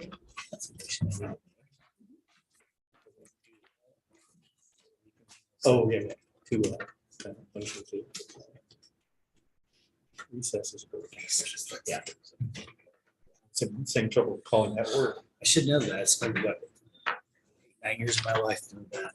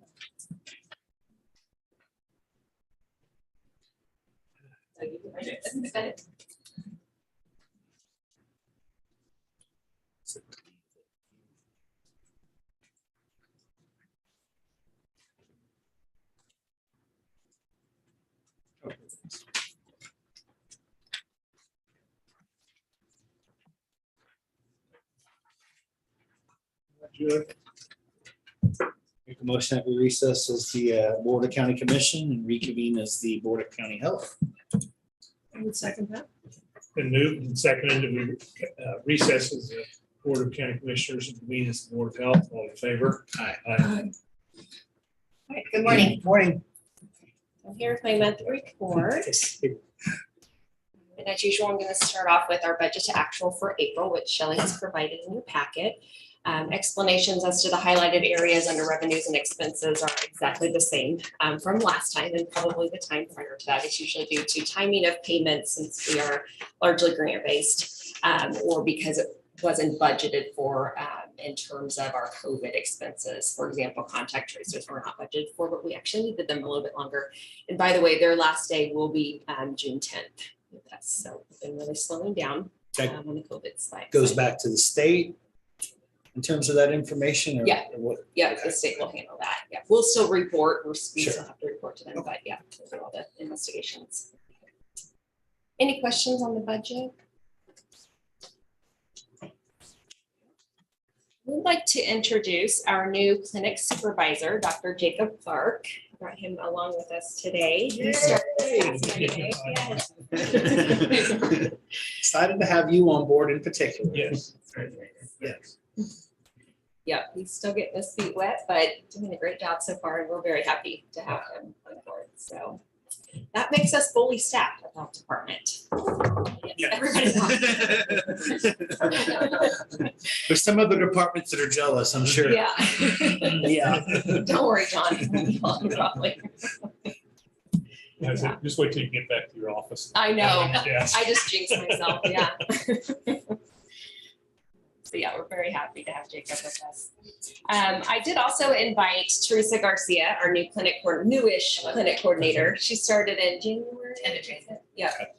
So she's still on the newer side, but she's been a great addition to our team, has really uncovered a lot of what the EHR is capable of. So we're really grateful to her work. She is here to give a more in-depth presentation on clinic and the clinic numbers. As you recall from last month, I'm for these next few months inviting a different clinic supervisor or coordinator, supervisor or coordinator every time with me so they can give you more in-depth information on their program. So she drew the short straw for this month. She'll be following my presentation. As far as Raising Riley update, they did host their second provider support group. These are now in person. They had 7 attend in the month of April. They will continue these on a monthly basis. Danae Jones, our Raising Riley literacy facilitator, attended the monthly laundry love at Sudger Duds last week, and she read a book to the kids in attendance. So this is something that happens monthly and has been going on for some time now, many years. They offer a laundry love day once a month at Sudger Duds, and that's a day that you can come and do your laundry for free. So we decided to piggyback on that and read books to children who were in attendance, and she actually had 5 kids that were there. She will make this a monthly occurrence, and so she gives out free books, and also we try to recruit to the Raising Riley program as well. Raising Riley hosted their Spring Showers Bring May Flowers event last week and had 7 families in attendance with a total of 12 kids. But we didn't really have any April showers this year, though. Right, yeah. Right? Yeah. Right. They also hosted a professional development training last month called Trauma Informed Care, and they had 34 child care providers in attendance. They're also preparing a new training for providers and families called Build Your Own Bounce, which is a 2-part series designed to promote adult resilience and promote social emotional health. The plans are to offer it regularly throughout the year. Also, just a note, Camp Kindergarten will happen again this year. It's a yearly thing that Raising Riley does in collaboration with USD 383 at Theodore Roosevelt Elementary School. That will happen in the month of June, and so far they have 37 families signed up.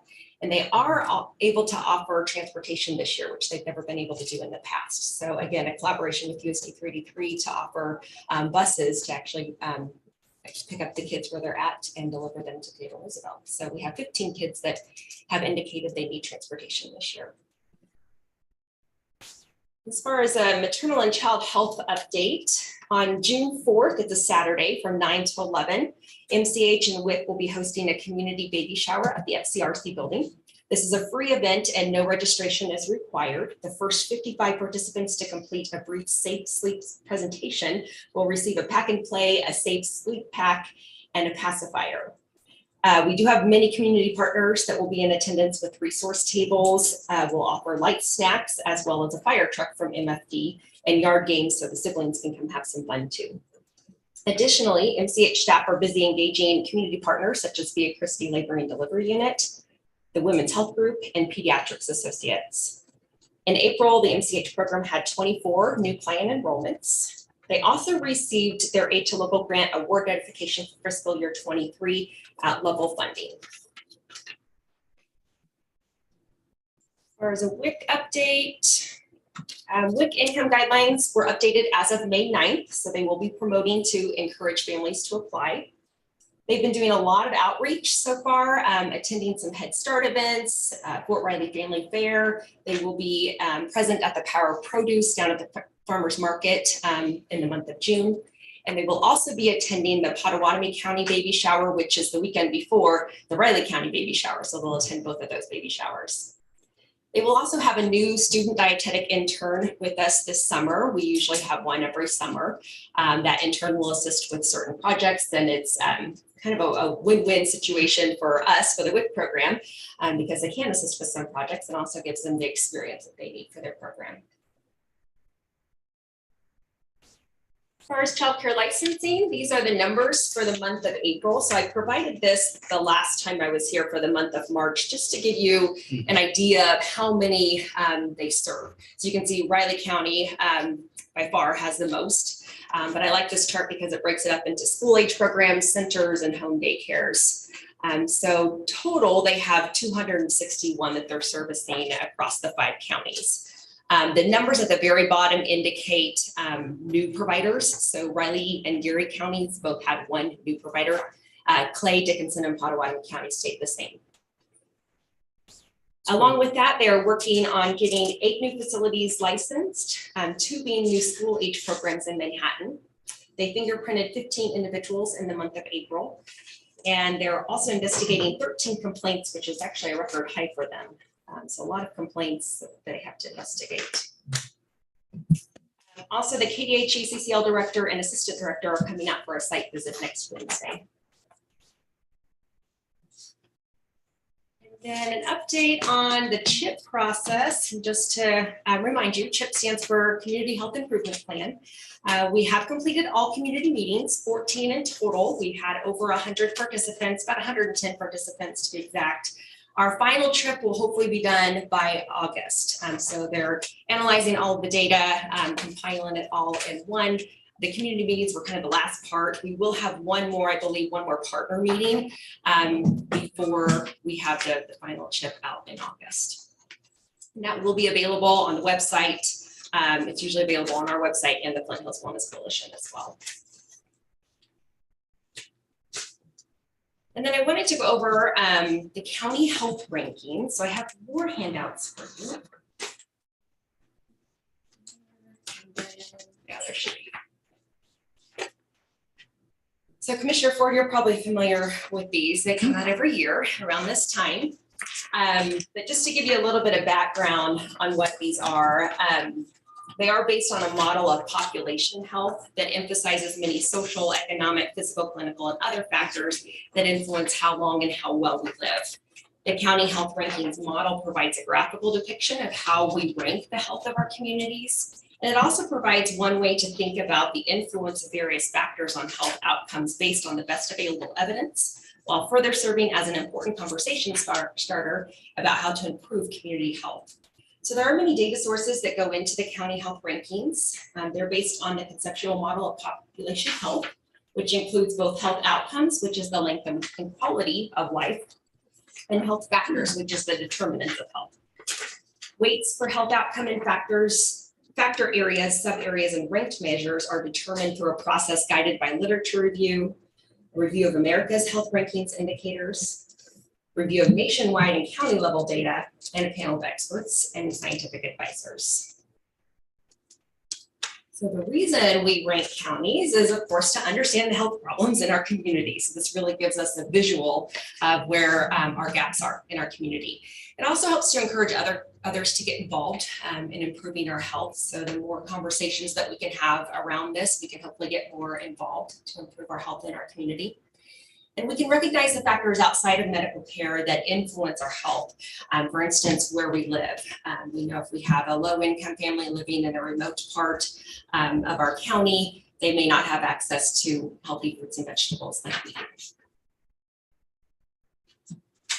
So there are some new measures, which the first one is probably no surprise to you. They did add COVID in here as a new measure. So the COVID-19 age-adjusted mortality measures all deaths occurring between January 1st of 2020 and December 31st of 2020 due to COVID-19 and is reported as the age-adjusted rate per 100,000. Living wage is the hourly wage needed to cover basic household expenses plus all relevant taxes for the household of one adult and two children. The child care cost burden represents child care costs for a household with two children as a percent of median household income. Child care centers is the number of child care centers per 1,000 population under 5 years old.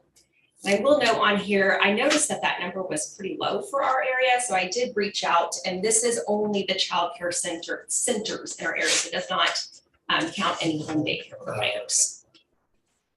There's also the gender pay gap. That's the ratio of women's median earnings to men's median earnings for a full-time year-round worker presented as cents on dollars.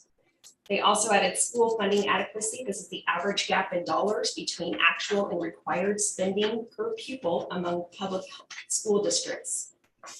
And they also added school segregation. This is the extent to which students within different race and ethnicity groups are unevenly distributed across schools when compared with the racial and ethnic composition of the local population. So you have all of those rankings in front of you, but I pulled out some significant negative changes. I thought I'd start with the negative first. And this slide does look somewhat similar to what I presented last year because it hasn't really changed. Some of these measures haven't changed a whole lot. So the percent of driving deaths with alcohol involvement is up to 27% from 24% in 2021, and that's up by 8% from 2018 versus 19% where Kansas has that. That probably comes as not really much of a surprise to you.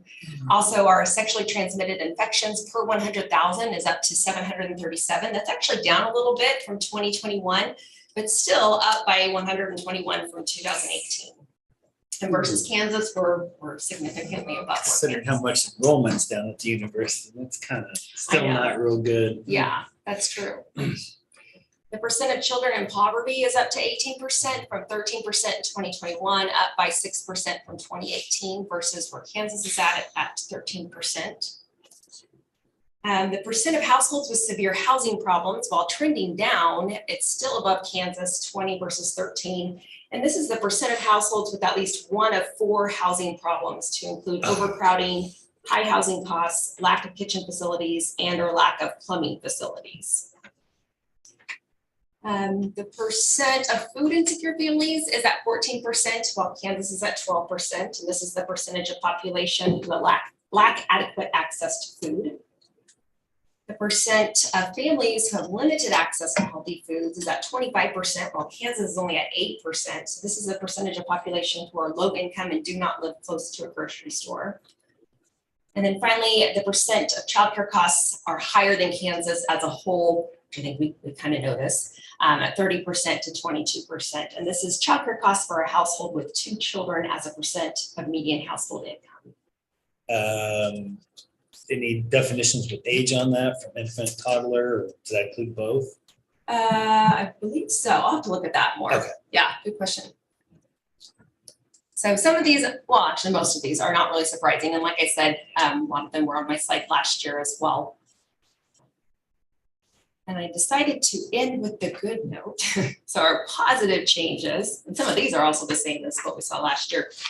Percent of babies born at low birth weight, while up slightly from 2018, we're still below Kansas average, or Kansas, where Kansas at 6.4% versus 7.2%. Premature death rate, while trending up, we're still below Kansas at 5,013 versus 7,458. These are numbers of years of potential life lost per 100,000. Our teen birth rate is trending down and well below Kansas at 10 versus 22. These numbers are per 1,000 females ages 15 to 19. And then finally, our mental health providers per 100,000 has been increasing every year and is above Kansas at 268 versus 214. It was a little bit surprising to me. That's always something that comes up on our community needs assessment every year, is access to mental health care providers. Anything that stands out or any questions on? I was just going to make the comment that in terms of health factors and outcomes, we're in the top 10 in the state, given our demographics. That's pretty good. Yeah. That's really pretty good. So,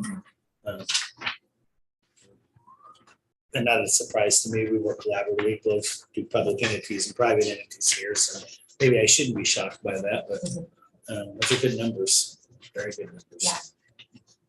Yeah, there's always room for improvement, but Sure. overall we're pretty healthy. I do like to play around on this website. So if you get a free chance and you want to go on the website, I believe it's on those papers, but you can compare to other counties, and they give you other counties that have kind of your same makeup. So one is Douglas County, and so I like to compare us to Douglas County. I like to kind of take that a step further, compare us to other counties around the country of similar nature. And it's doing pretty good there too. Yeah. So, yeah, it is a good website. I don't have much free time at the moment, but I know. Yeah. Yeah. If you're having trouble sleeping one night. Yeah, there you go. That's a good idea. Yeah. And looking at the overall rankings, what surprised me is the area, Muncie and Pot County are also very high. Yeah. Pot County usually scores pretty high in this as well. Yeah. I think the top was Johnson County Yeah, this year. Johnson's top. Okay.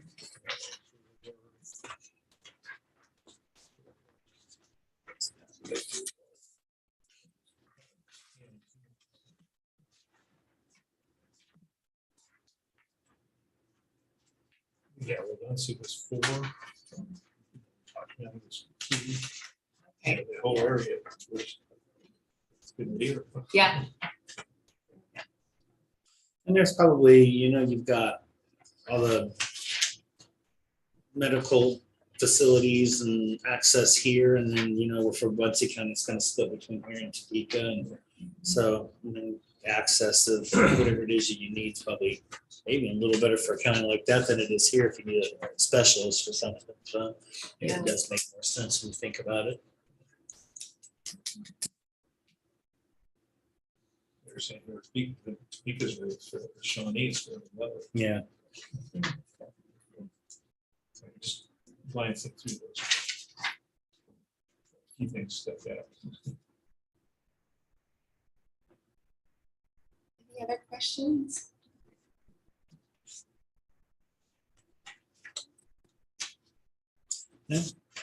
Good stuff. Thank you, Julie. Great, you're welcome. Want me to go ahead on with this? Yeah. This next one, okay. I have more handouts for you. Yeah, sorry. So this next is an out-of-state travel request for family planning conference for Theresa Stewart to attend. She is our family planning APRN. So the travel costs have already been budgeted for, and she kind of mapped it out, give you an estimate of what that would be. So that would equal about $3,000. Again, that's a rough estimate of what everything would include, but that includes registration and all of the travel for that. This is a very important conference that she would like to attend. She says it would help to expand knowledge of services, help to create educational materials for the purpose of service to the clients of Raleigh County and the community. Many of our surrounding communities do not offer reproductive services. So this is why it's even more important for her to expand her knowledge in this area. And this is in, I think yeah, it has all of the estimated costs there. This would be for August. Not a bad location either.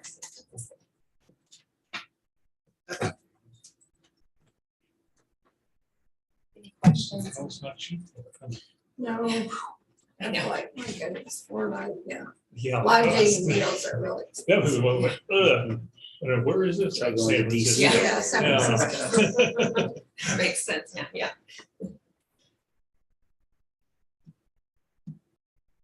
Right, have anything? If I get this pulled up right here.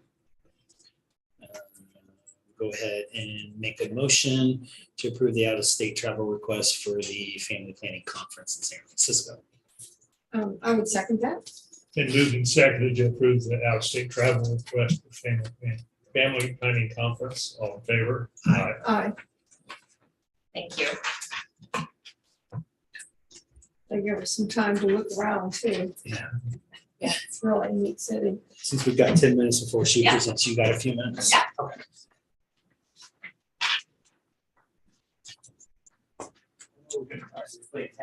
Great place to go walking, talk about hills. Oh, yeah. I told her she needed a personal assistant. Oh, yeah. I love San Francisco. It is expensive. That was my first out of Kansas experience. I went there when I graduated. Growing up in a small town police center and to go there. It was Yeah, it's something, yeah, that would be quite an Yeah, it was experience quite- from Clay Center, yeah. I was like, wow.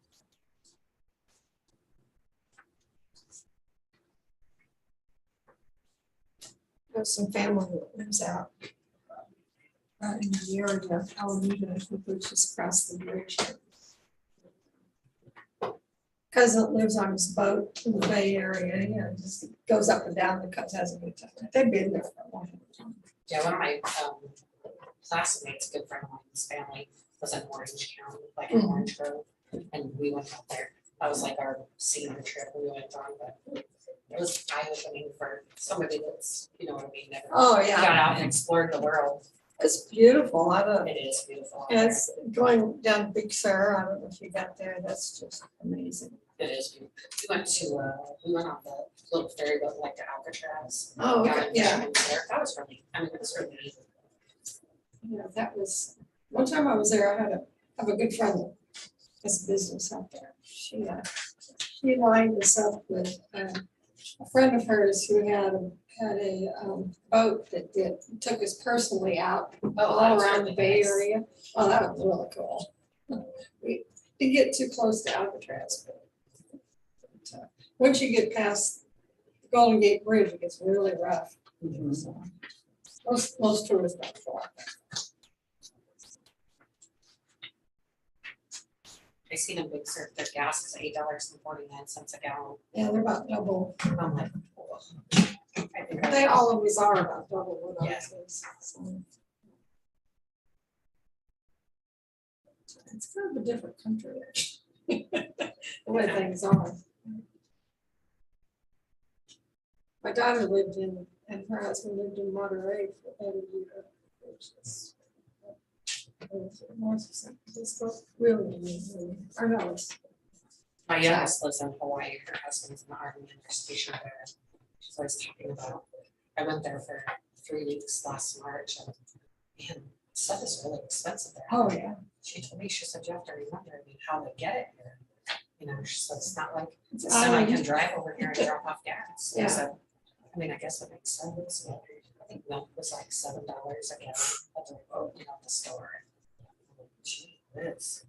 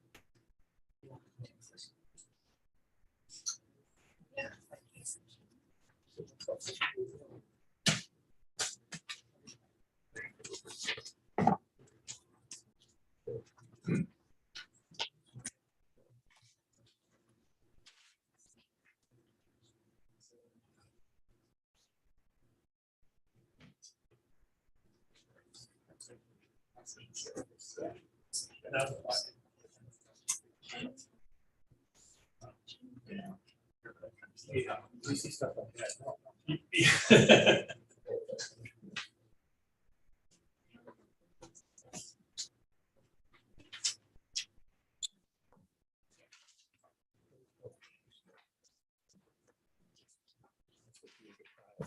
Oh, okay. Do you need it back? No, sure. I apologize. I messed that. No, I like I said, I've got a Rocket Mail server and it's 1990s, but they transfer over to Yahoo, and sometimes if attachments are too big, it doesn't come to me. I just- In the future, remind me, and I've got a secondary one, the Gmail, Okay. that you can probably send it to.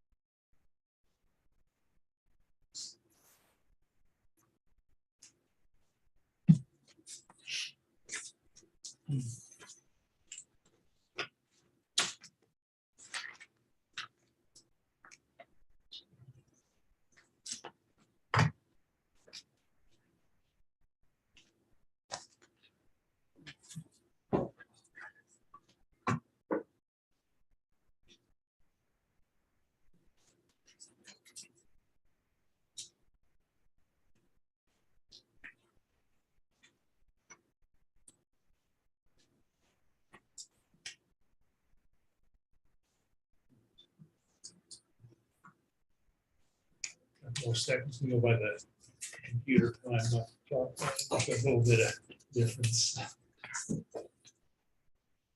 was off a little bit, isn't it? That's all Got a right. minute.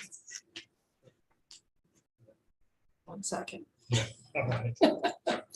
Or you can put a sundial in there and open up the blinds and take our chances there. Yeah, that's true. Put that open. Teresa, you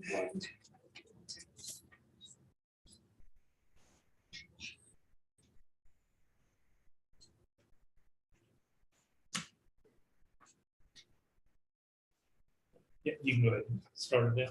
Okay, well, like Julie said, I'm Theresa. I'm the clinic coordinator, so I've been there since the end of January, and it's been a productive few months. This is just one handout that I brought, just some information about services that we provide, and we do a lot of sliding fee scale services for clients that do not have insurance.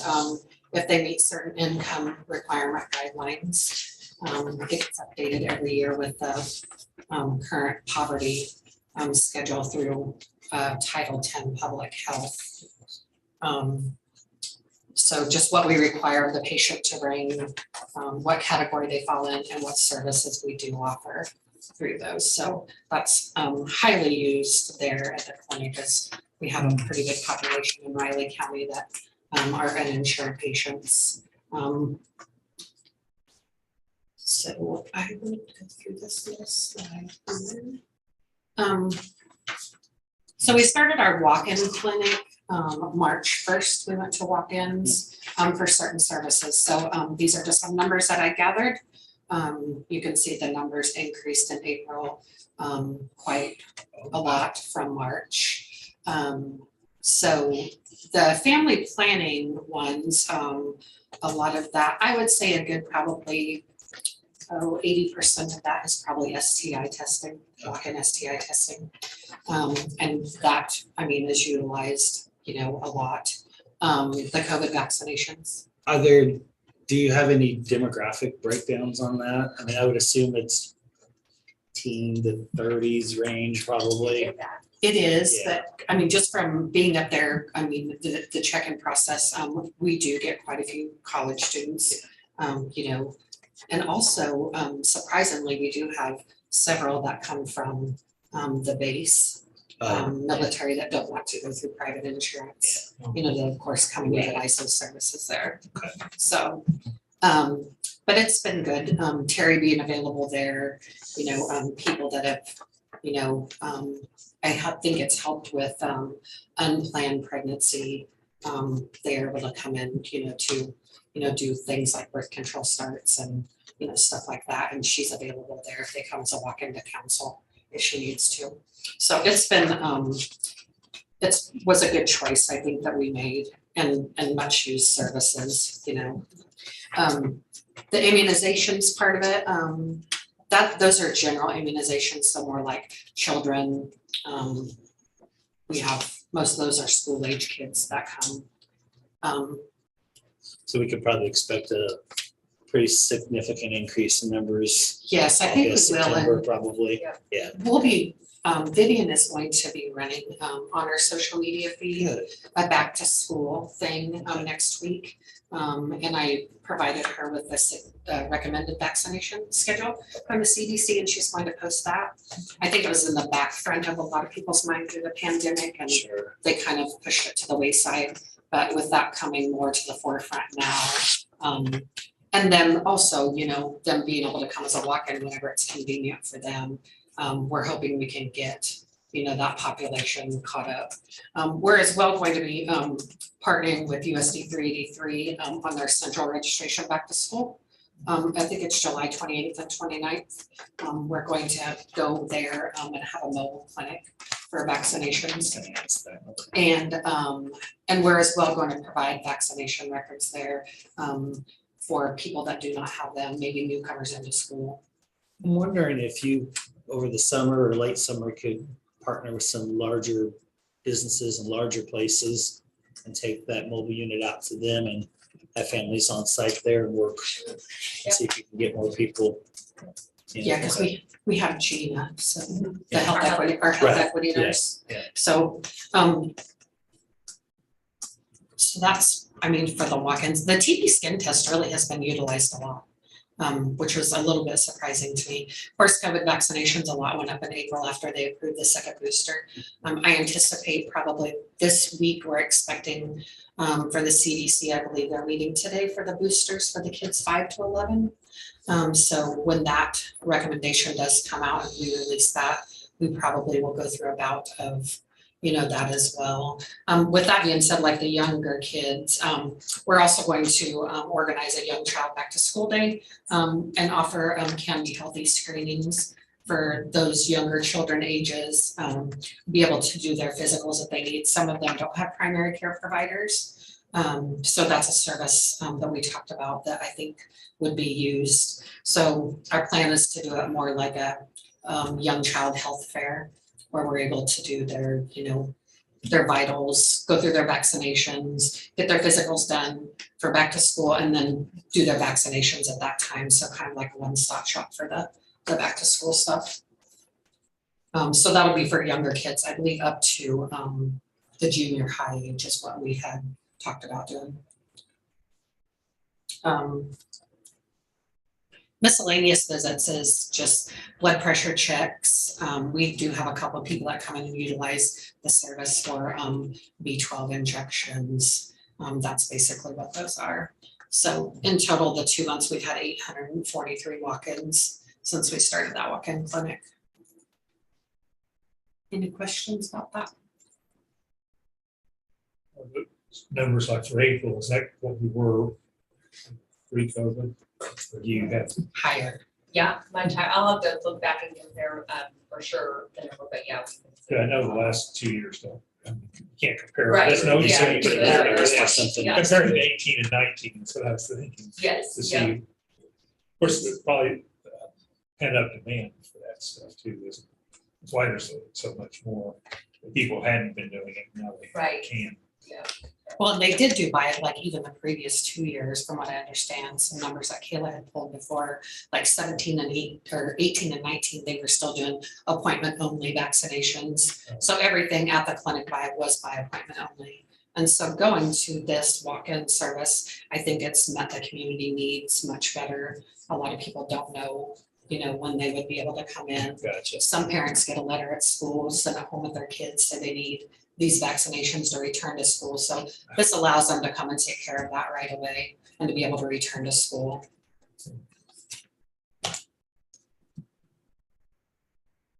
And then we have done a few remote vaccination clinics. Meadowlark, after the second booster shot came out, we provided 146 COVID boosters there at Meadowlark. That was staff, I believe around 20 staff members and the rest residents for Meadowlark.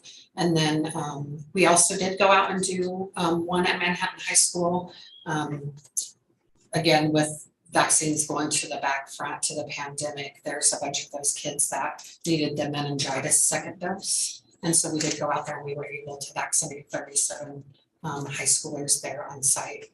So, and then again, like I said, our plan is to offer all vaccinations at that central back to school. So we'll be doing COVID boosters there as well as the regular CDC required immunizations. And this is just some update on the clerk activities. We've come up with a new process for WebIZ updates. Previously, that was a little bit of a struggle, and that would really skew what funding source their vaccinations came from. So I believe it was some expense to the county at the time because they would get pulled from private vaccination, which was being purchased when really they were uninsured or underinsured and could be used from the Vaccine for Children program that's provided through the state. So we provide those vaccinations, and the only thing they're responsible for then is the administration fee for those. And so that has been a good thing. And then outreach clinic information, just trying, like you said, to collaborate and get with some outlying sources and see where we can do, some mass clinics or kind of piggyback on and get with some other places. We did talk too about in childcare licensing, some of the childcare centers, possibly going to the big childcare centers and doing vaccinations for like those kiddos that are, the 4 to 5 age range that are going to be going to kindergarten. Because they can get those as early as age 4, whether in daycare. So, and then we went to scanning charts to try to go completely paperless as we can. So the clerks have been busy with that. Ultimately, one of the questions was about site visits when they come from KDHE to do site visits for vaccinations, but we can pull that stuff from the charts when they need it. There's no need to have those paper, storage around. So that'll be helpful also too. In our EHR, one of the things that is just about up and going, that was one of my missions since I've gotten there, was the patient portal. So they will be able to access those records through there, and that will be helpful as well, cut down on calls, incoming fax, outgoing fax, and save some employees time for that sort of stuff.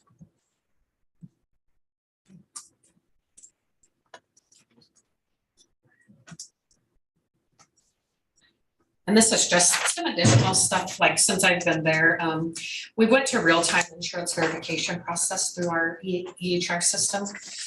It does allow us to increase our revenue that we're bringing in to be able to find out what patients' co-pays are. And the amount that is going to be billed. We've been trying to do our due diligence and collecting that at the time of service now, versus having that be chased on the back end and sending out bills and statements and that sort of stuff. And the checkout process now, we have each individual that comes into our clinic, regardless whether they need a follow-up appointment or not, they do go through the checkout process. And it's, for different reasons. They may have, an account balance from a previous visit that we're able to collect some money on, and just make sure, we're doing that to the best of our ability that we can in the forefront. And then proof of income prior to, their service. So upfront, our clerks do the proof of income figuring, are able to tell if they, qualify for the sliding fee. And doing that before they get back to be seen, so when they do check out, we know what their portion is, what they need to pay, and then having that be collected at the time of checkout. And then our referrals process has gotten better. I mean, we're able to schedule them in a more improved, timely manner because we do have full staff, and so we have someone, particularly in the clerks setting, that's assigned to that. So that allows us to collaborate better with people if they have people they need to send for services. Any questions on the sliding fee scale?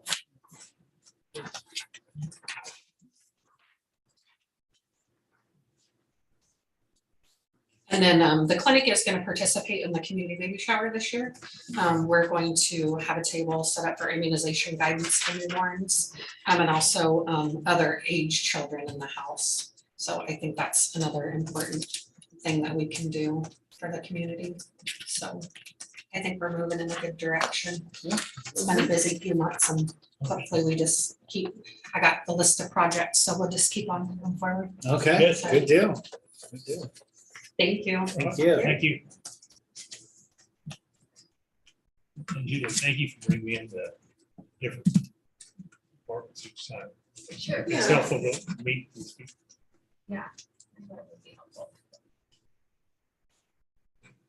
Okay, thank you. Everybody have a good weekend. You See too. you. So before I forget, I'll go ahead and make a motion. We recess as the Board of County Health, reconvene as the Board of County Commission. I would second that. Been moved and seconded, recess as the Board of Health and reconvene as the Board of County Commissioners. All in favor? Aye.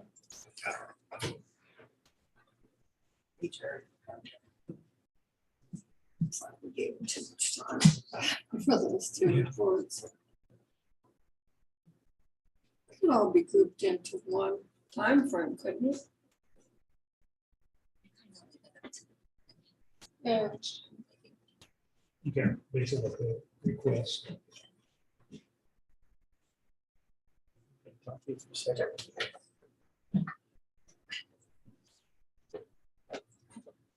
My office. Let's go to a real office.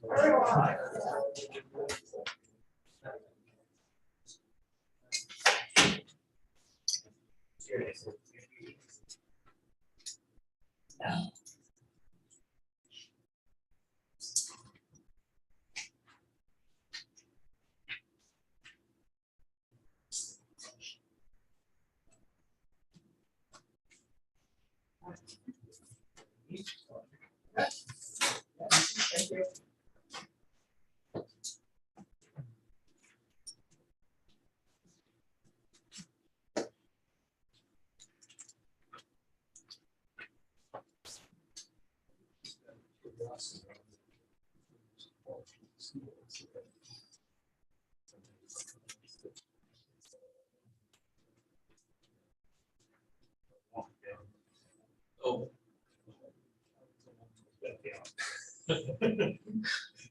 Good road.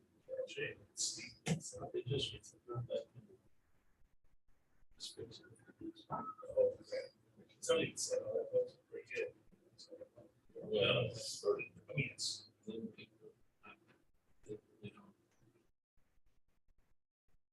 Yes.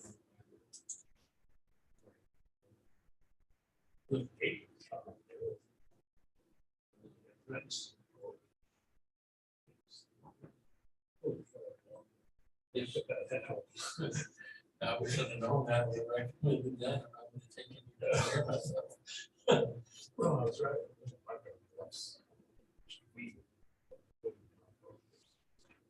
I'm taking my little. In there before, so it's not that bad. Big rain. No, it's not.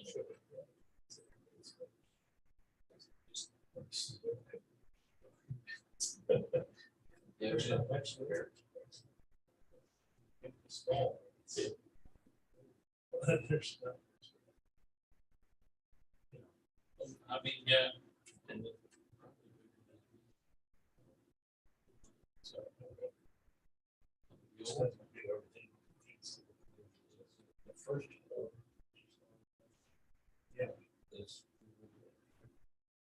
Because there was two bids.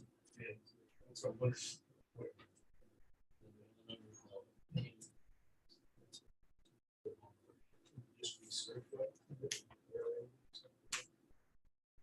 Scale goes in there. So.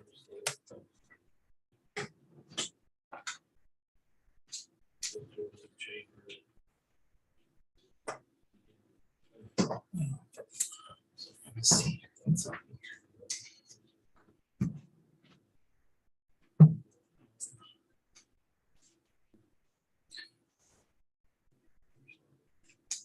Okay, that's all right.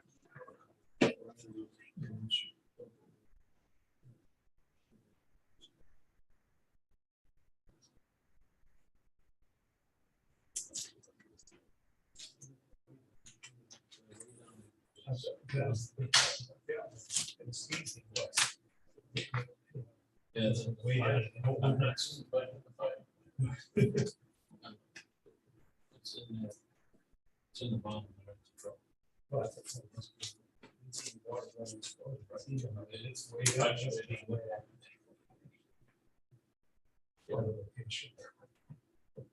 Some of the stuff that went in, I don't want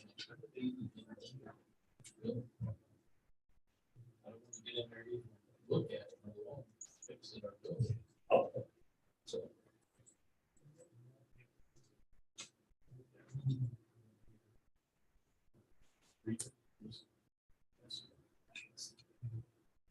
She said something about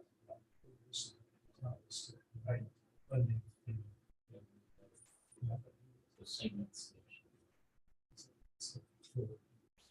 I was going back to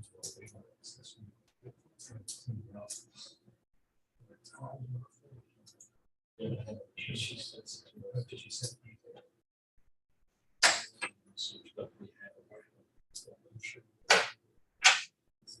if there was something new. Surprised.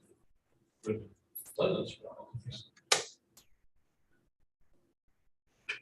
you know, I said, I just.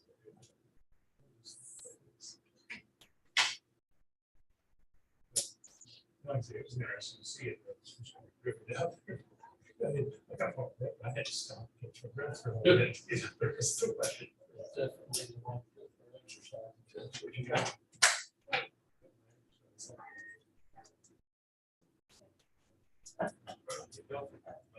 Didn't lost a few pounds. Yeah, Doesn't make any difference. I thought about it, I looked at my car and went, you know, no. Take a chance, but could you see the headline?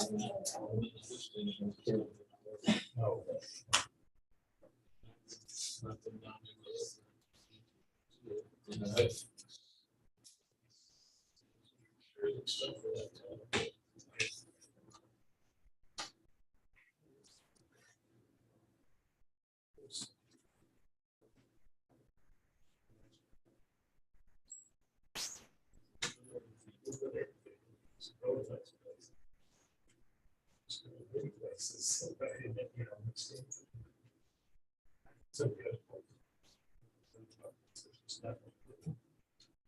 Right.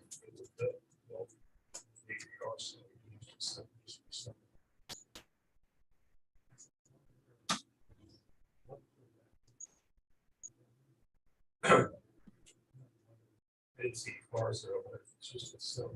It's got to be between trees, out of the way, best, you know, the small stuff up there. That's the best places.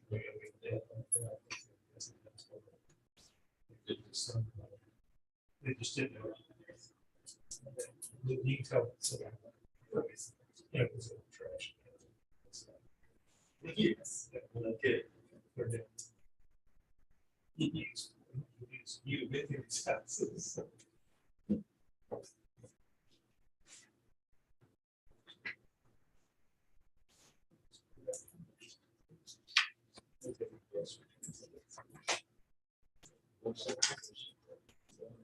How much question you have? You underestimate how fast you're talking.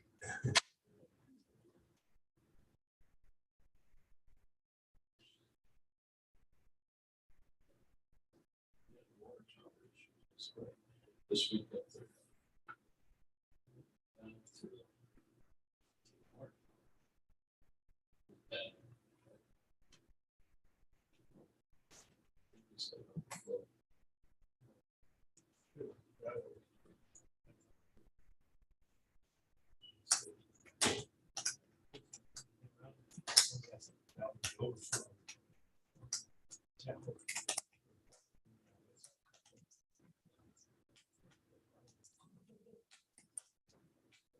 I guess we're gonna shut down where.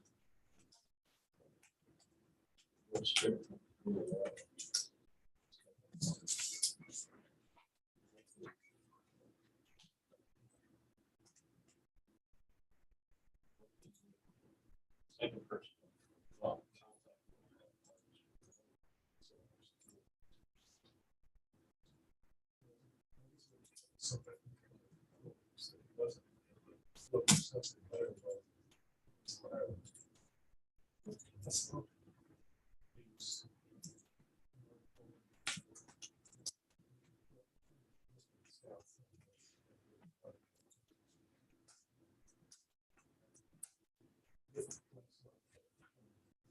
So.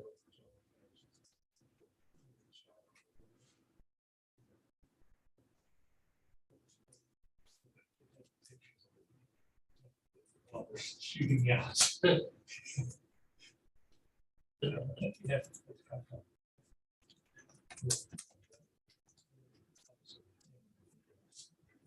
City guy.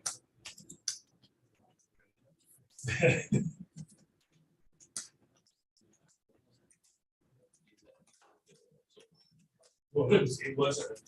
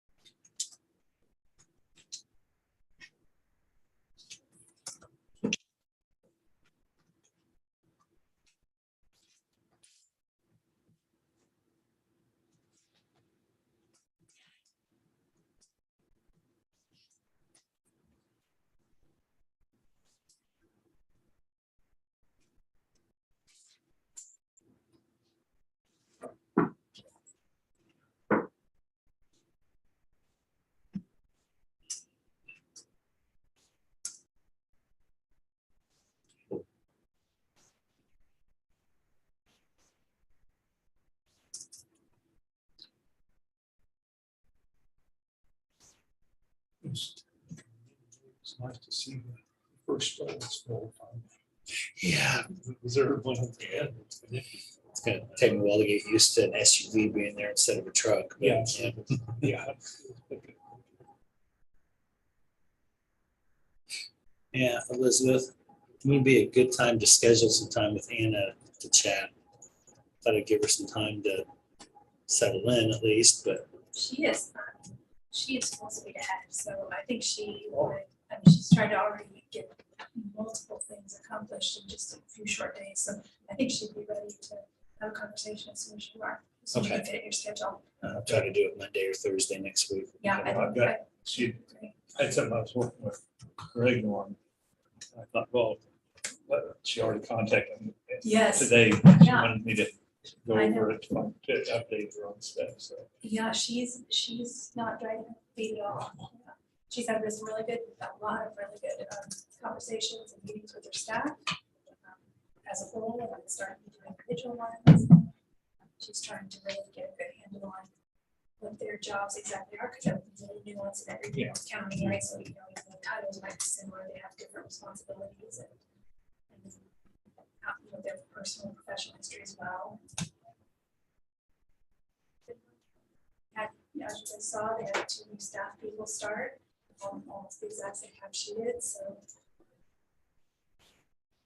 They were full staff. Yeah.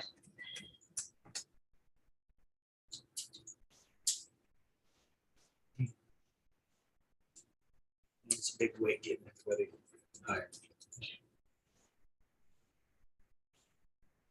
But we are, I don't want to be falsely positive, but we are doing well for the circumstances as far as, you know, our positions go.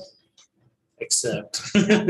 Well, but even there, we've hired some great people. We just, you know, there's a lot of movement in the market right now, just a lot of movement. Well, business retirements, right? And this is something that's. That's always a good one. Yeah. Go ahead, John. Ready? Well, I'm back to ask Element Public Works to advertise to refill 2 positions today. Looks like the first one on here is the operator, equipment operator 2 position. This one is to fill a position that a recent new hire has resigned to go back to his old employer that offered him to run a crane and learn how to operate a crane, something that I think his father used to do or the place his father worked for. So it's kind of a step up and something he had wanted to do. So this is for the asphalt crew.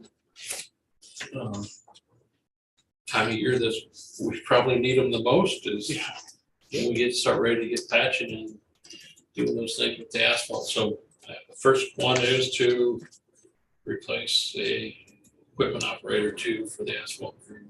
Full-time position, budgeted.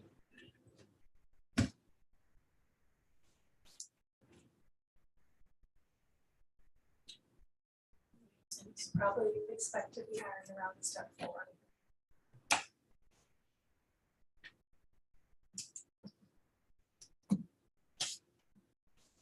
For 2? That's graded for an operator 2, but most of our positions, I would tell you to expect hiring step 3 or 4. With our current pay grades.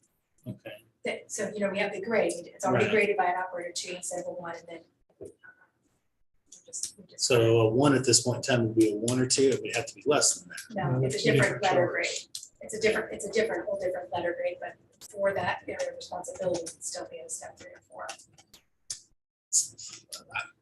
That's not tracking, right, what I'm saying, is that not making sense? No. Yeah, so if you don't mind, I will sit down and like explain, but I need to bring a picture, because the grades, I literally like the grades go across, and then every single Okay. grade has a step. Is this still considered an entry-level position? This is an Right, operator 2, okay. right, this is an operator 2, but for those level of responsibilities, we're not able to hire at our lowest spot on the range. Well, I would actually think that this would actually be higher than a 4. That's my point.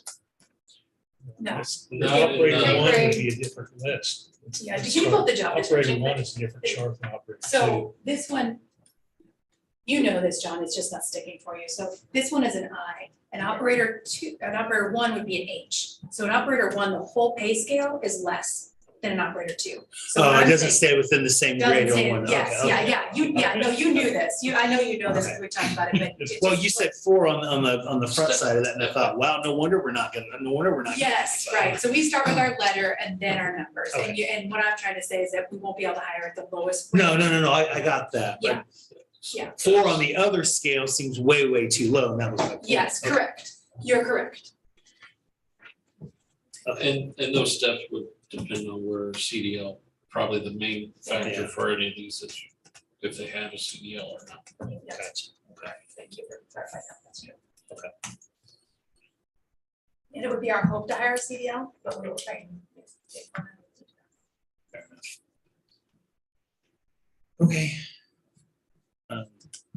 That was all my confusion. Nobody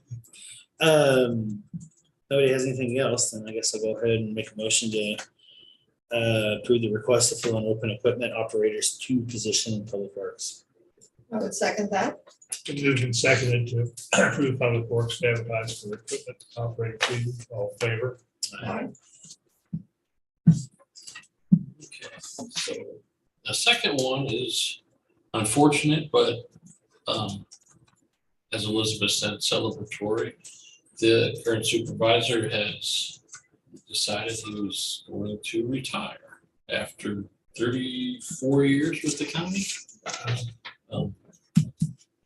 So he's in charge of the traffic control crew. They are the ones that are responsible for all the signs on county roads. The object markers and street signs on all the roads in the county, over the structures and on the road. So he's the one in charge and schedules to work for the other 2 technicians that we have on the crew. This position, I have a feeling we have a couple in-house applicants that we'd like to open it up in-house for at least 2 weeks. See what we get, how they respond before we open it up to the public.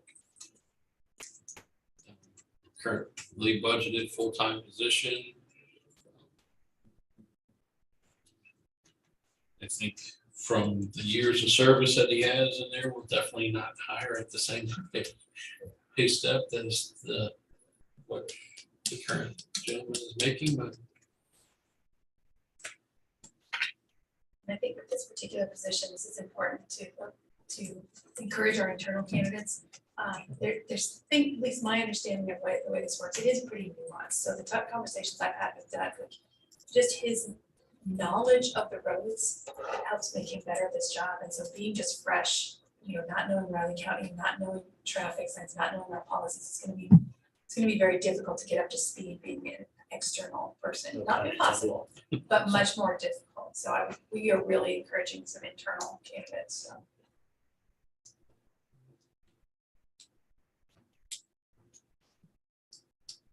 Well, I would move to approve the Public Works Department to advertise to hire the open traffic control supervisor position, starting with the internal employees for 2 weeks. Second. Moved and seconded to approve Public Works to advertise for the open traffic control supervisor position. Advertising internally for 2 weeks. All in favor? Aye. thank you very much.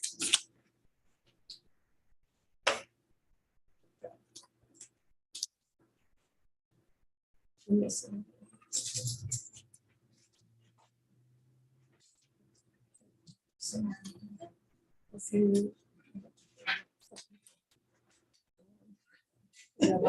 That would be. The other,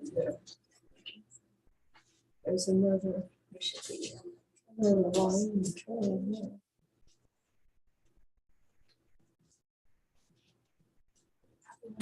Well, no, we're missing a line on this one for some reason.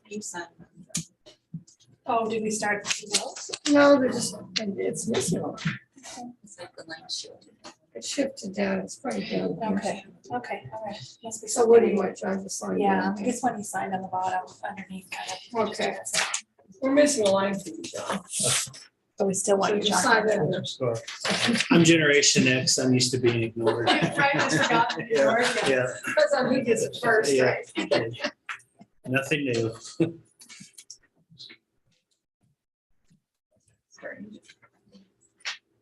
That's pretty standard. Yeah, Just for the printing or something.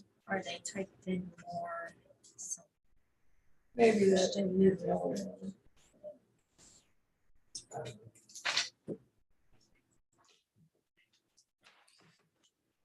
Maybe this one, let's probably got more room. Yeah, it A does. little bit. Yeah, it does. Yeah.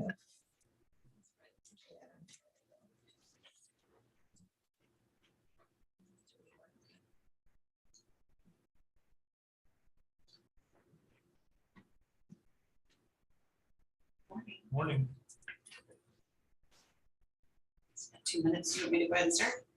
No, no, have to wait till, in case there's somebody looking for this particular item.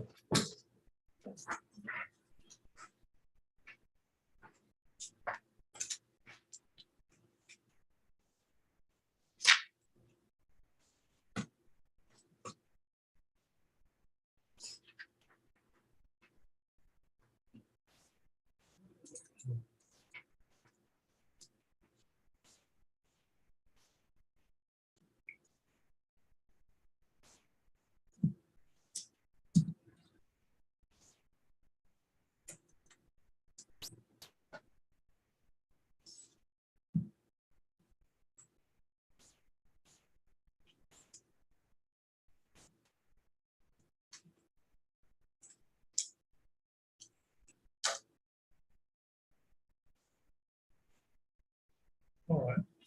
Okay, good morning. You have in front of you a memorandum of agreement and a contractual provision attachment between Riley County Community Corrections and Kansas State University through the Department of Sociology, Anthropology, and Social Work to perform the adult drug court program evaluation. Maybe because we live in a university town or because we're closely connected to the Department of Sociology, Anthropology, and Social Work through student interns as well as guest speaking each semester. Or maybe because two former Riley County Community Corrections employees in the late 90s are now professors at Kansas State. And we prioritized, because of all of this, program evaluation from the very start of the development of drug court. The evaluators were part of the drug court planning and implementation team. And way before we even knew we would apply for a federal grant. We had every current team member in place and trained before we wrote the grant, which included the two program evaluators from Kansas State. Due to K-State being intricately involved in the development of drug court, participated in all of the training in the past 2.5 years, and were referenced in our proposal as evaluators. And since the funds originate from outside the state, they are the only sole source available that are trained and able to conduct this program evaluation. We have signed MOUs dating back from the very beginning of the planning team and received implementation training with the evaluators, again, all before receiving this grant. So the data collection has already started.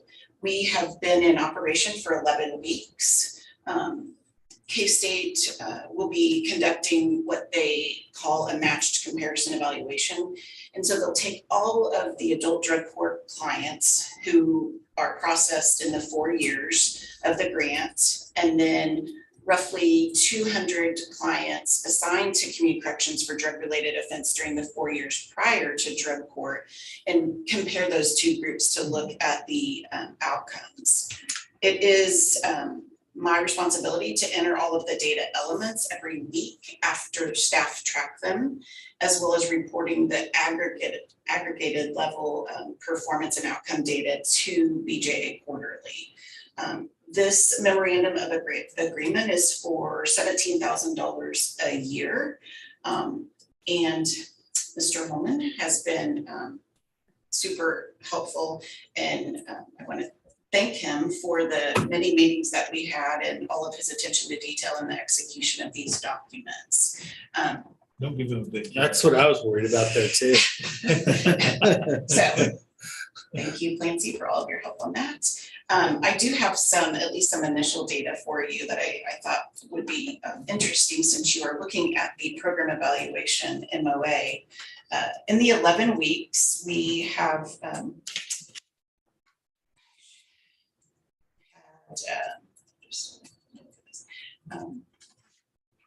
this is completely, it's hidden.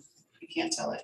Well, I will have to come back because our handy dandy flow chart cut off the totals. But needless to say, we have been very busy doing random drug testing 2 to 3 times a week for the clients. We are up to 9 assigned to the program in the 11 weeks, with I think 3 or 4 waiting in the wings. So it is growing and progressing along at kind of at the rate that I thought that it would be. And we're seeing some great initial outcomes. And again, I will bring that back to you the next time that we visit. But that is what you have before you. It's a lot of pages. As you can imagine, I think you folks just sign the contractual provisions attachment as myself and K-State signed the MOA. Does that sound right, Clancy? It does.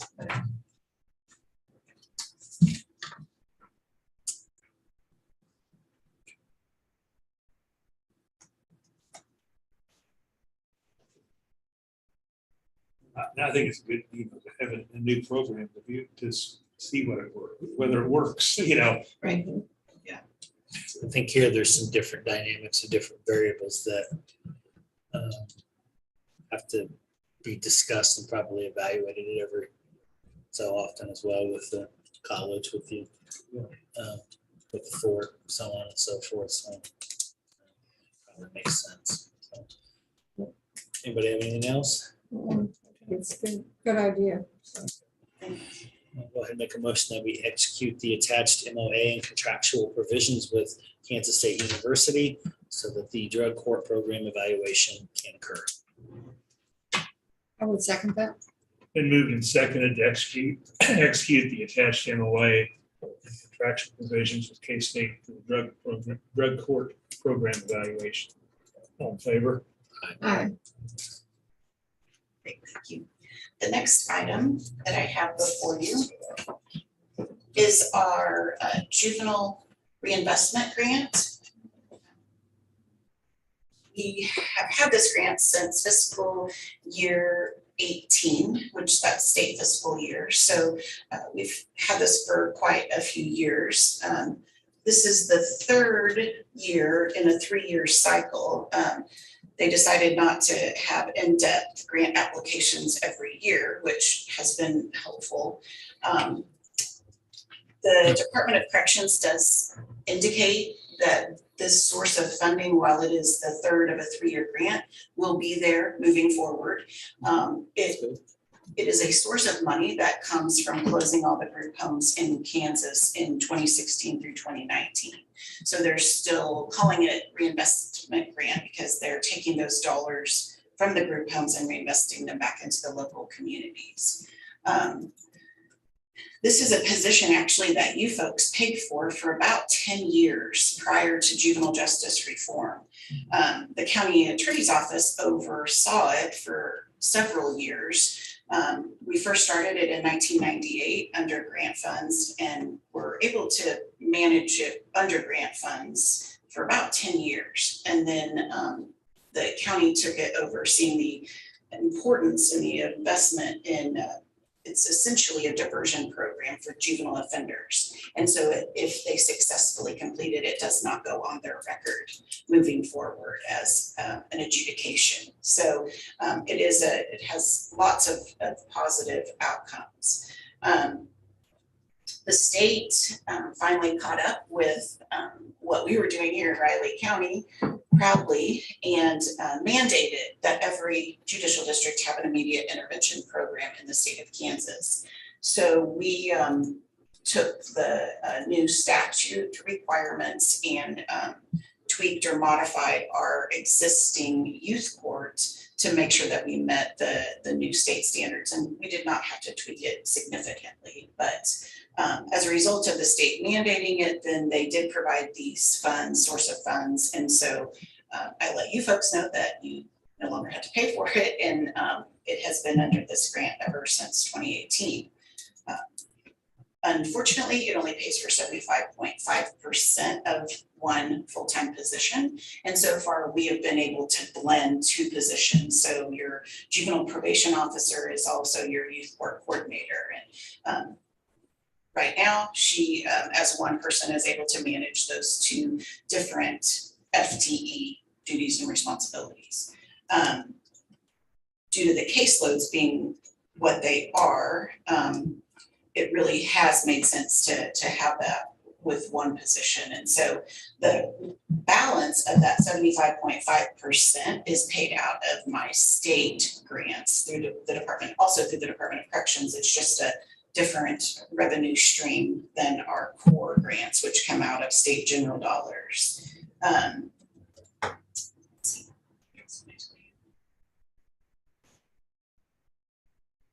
That is about it on the reinvestment grant. We, as you can imagine, through COVID, we were significantly low and didn't run a lot of kids through there.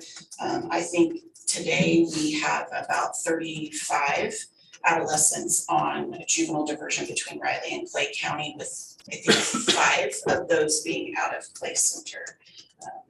So this grant is due May 27th to the Department of Corrections, and Clancy did get an opportunity a couple weeks ago to review the grant award conditions, which are attached here. And just really quickly, I'll let you know how it has been going. 85% is the target for youth to be living at their home at the completion of the program. And we had 11 out of 13 were living at home at the completion of their program during this time frame, and 5 out of 8 youth living at home 1 year after completion. The reason that's going to fluctuate, a lot of these kids are 17 and will soon be moving out of their homes, and so not really sure how important that number is, although in this reporting period, 2 of them were in and out of home placement through the Department of Children and Families 1 year out.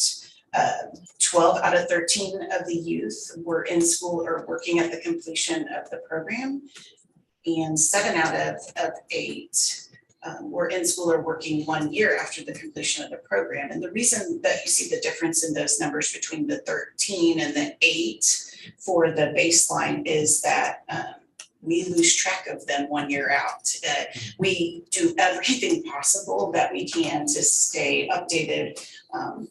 We reach out to the school, we reach out to RCPD, just Facebook, lots of different reasons. But we have lost 5 of these kiddos during this reporting period. 7 out of 8 were in we went over that one, sorry. No new arrests at the completion of the program. So 12 out of 13 had no new arrests at the time they successfully completed the diversion program. And then 7 out of 8, 1 year out, had no new arrest. And 11 out of those 13 successfully completed. So, but again, we are up to about 35 right now. So those were during the midst of our COVID numbers. We do have advisory board today at 12 in the building next door, and they will be reviewing that as well. And Cindy tells us that we can grab the signature page, run it over to get the Joint Corrections Advisory Board's approval and signature, and then bring it back to her later on this afternoon. So busy day. Impressive success rate. It is running about 86% on average over the life of it, which our regular probation is in the 40s.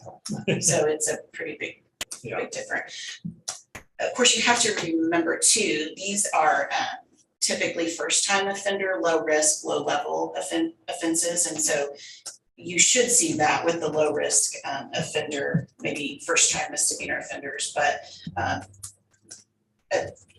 prior to juvenile justice reform, we would run those kids through intensive probation and discovered after years of research, what you really do is you increase their risk by putting them into a more intensive program. So we're glad that we have this and this source of funding so that we can meet the kids where they are as far as their risk level. So just need your permission to submit this application by May 27th.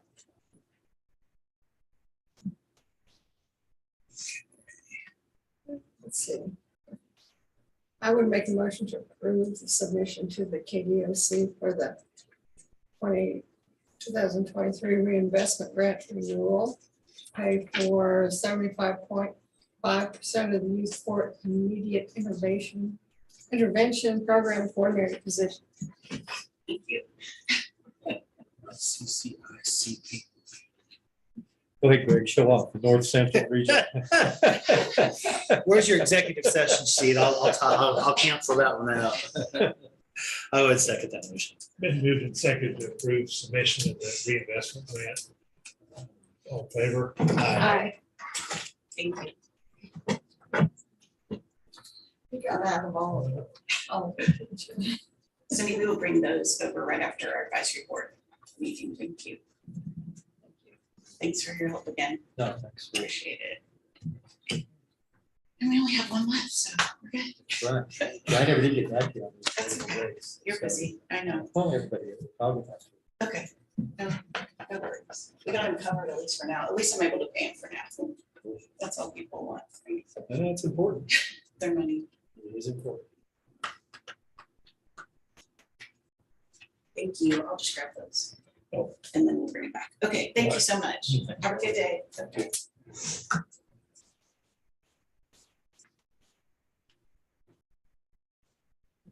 Anything else? Don't either. At least not here anyway. Yeah. All right. Well, then I'll go ahead and make a motion that we adjourn the May 19th, 2000. Adjourn it. Because we adjourn after the. Oh, yeah, we got that meeting and stuff. I'll make a motion, we adjourn after the city county meeting this afternoon. Yeah, that's my motion.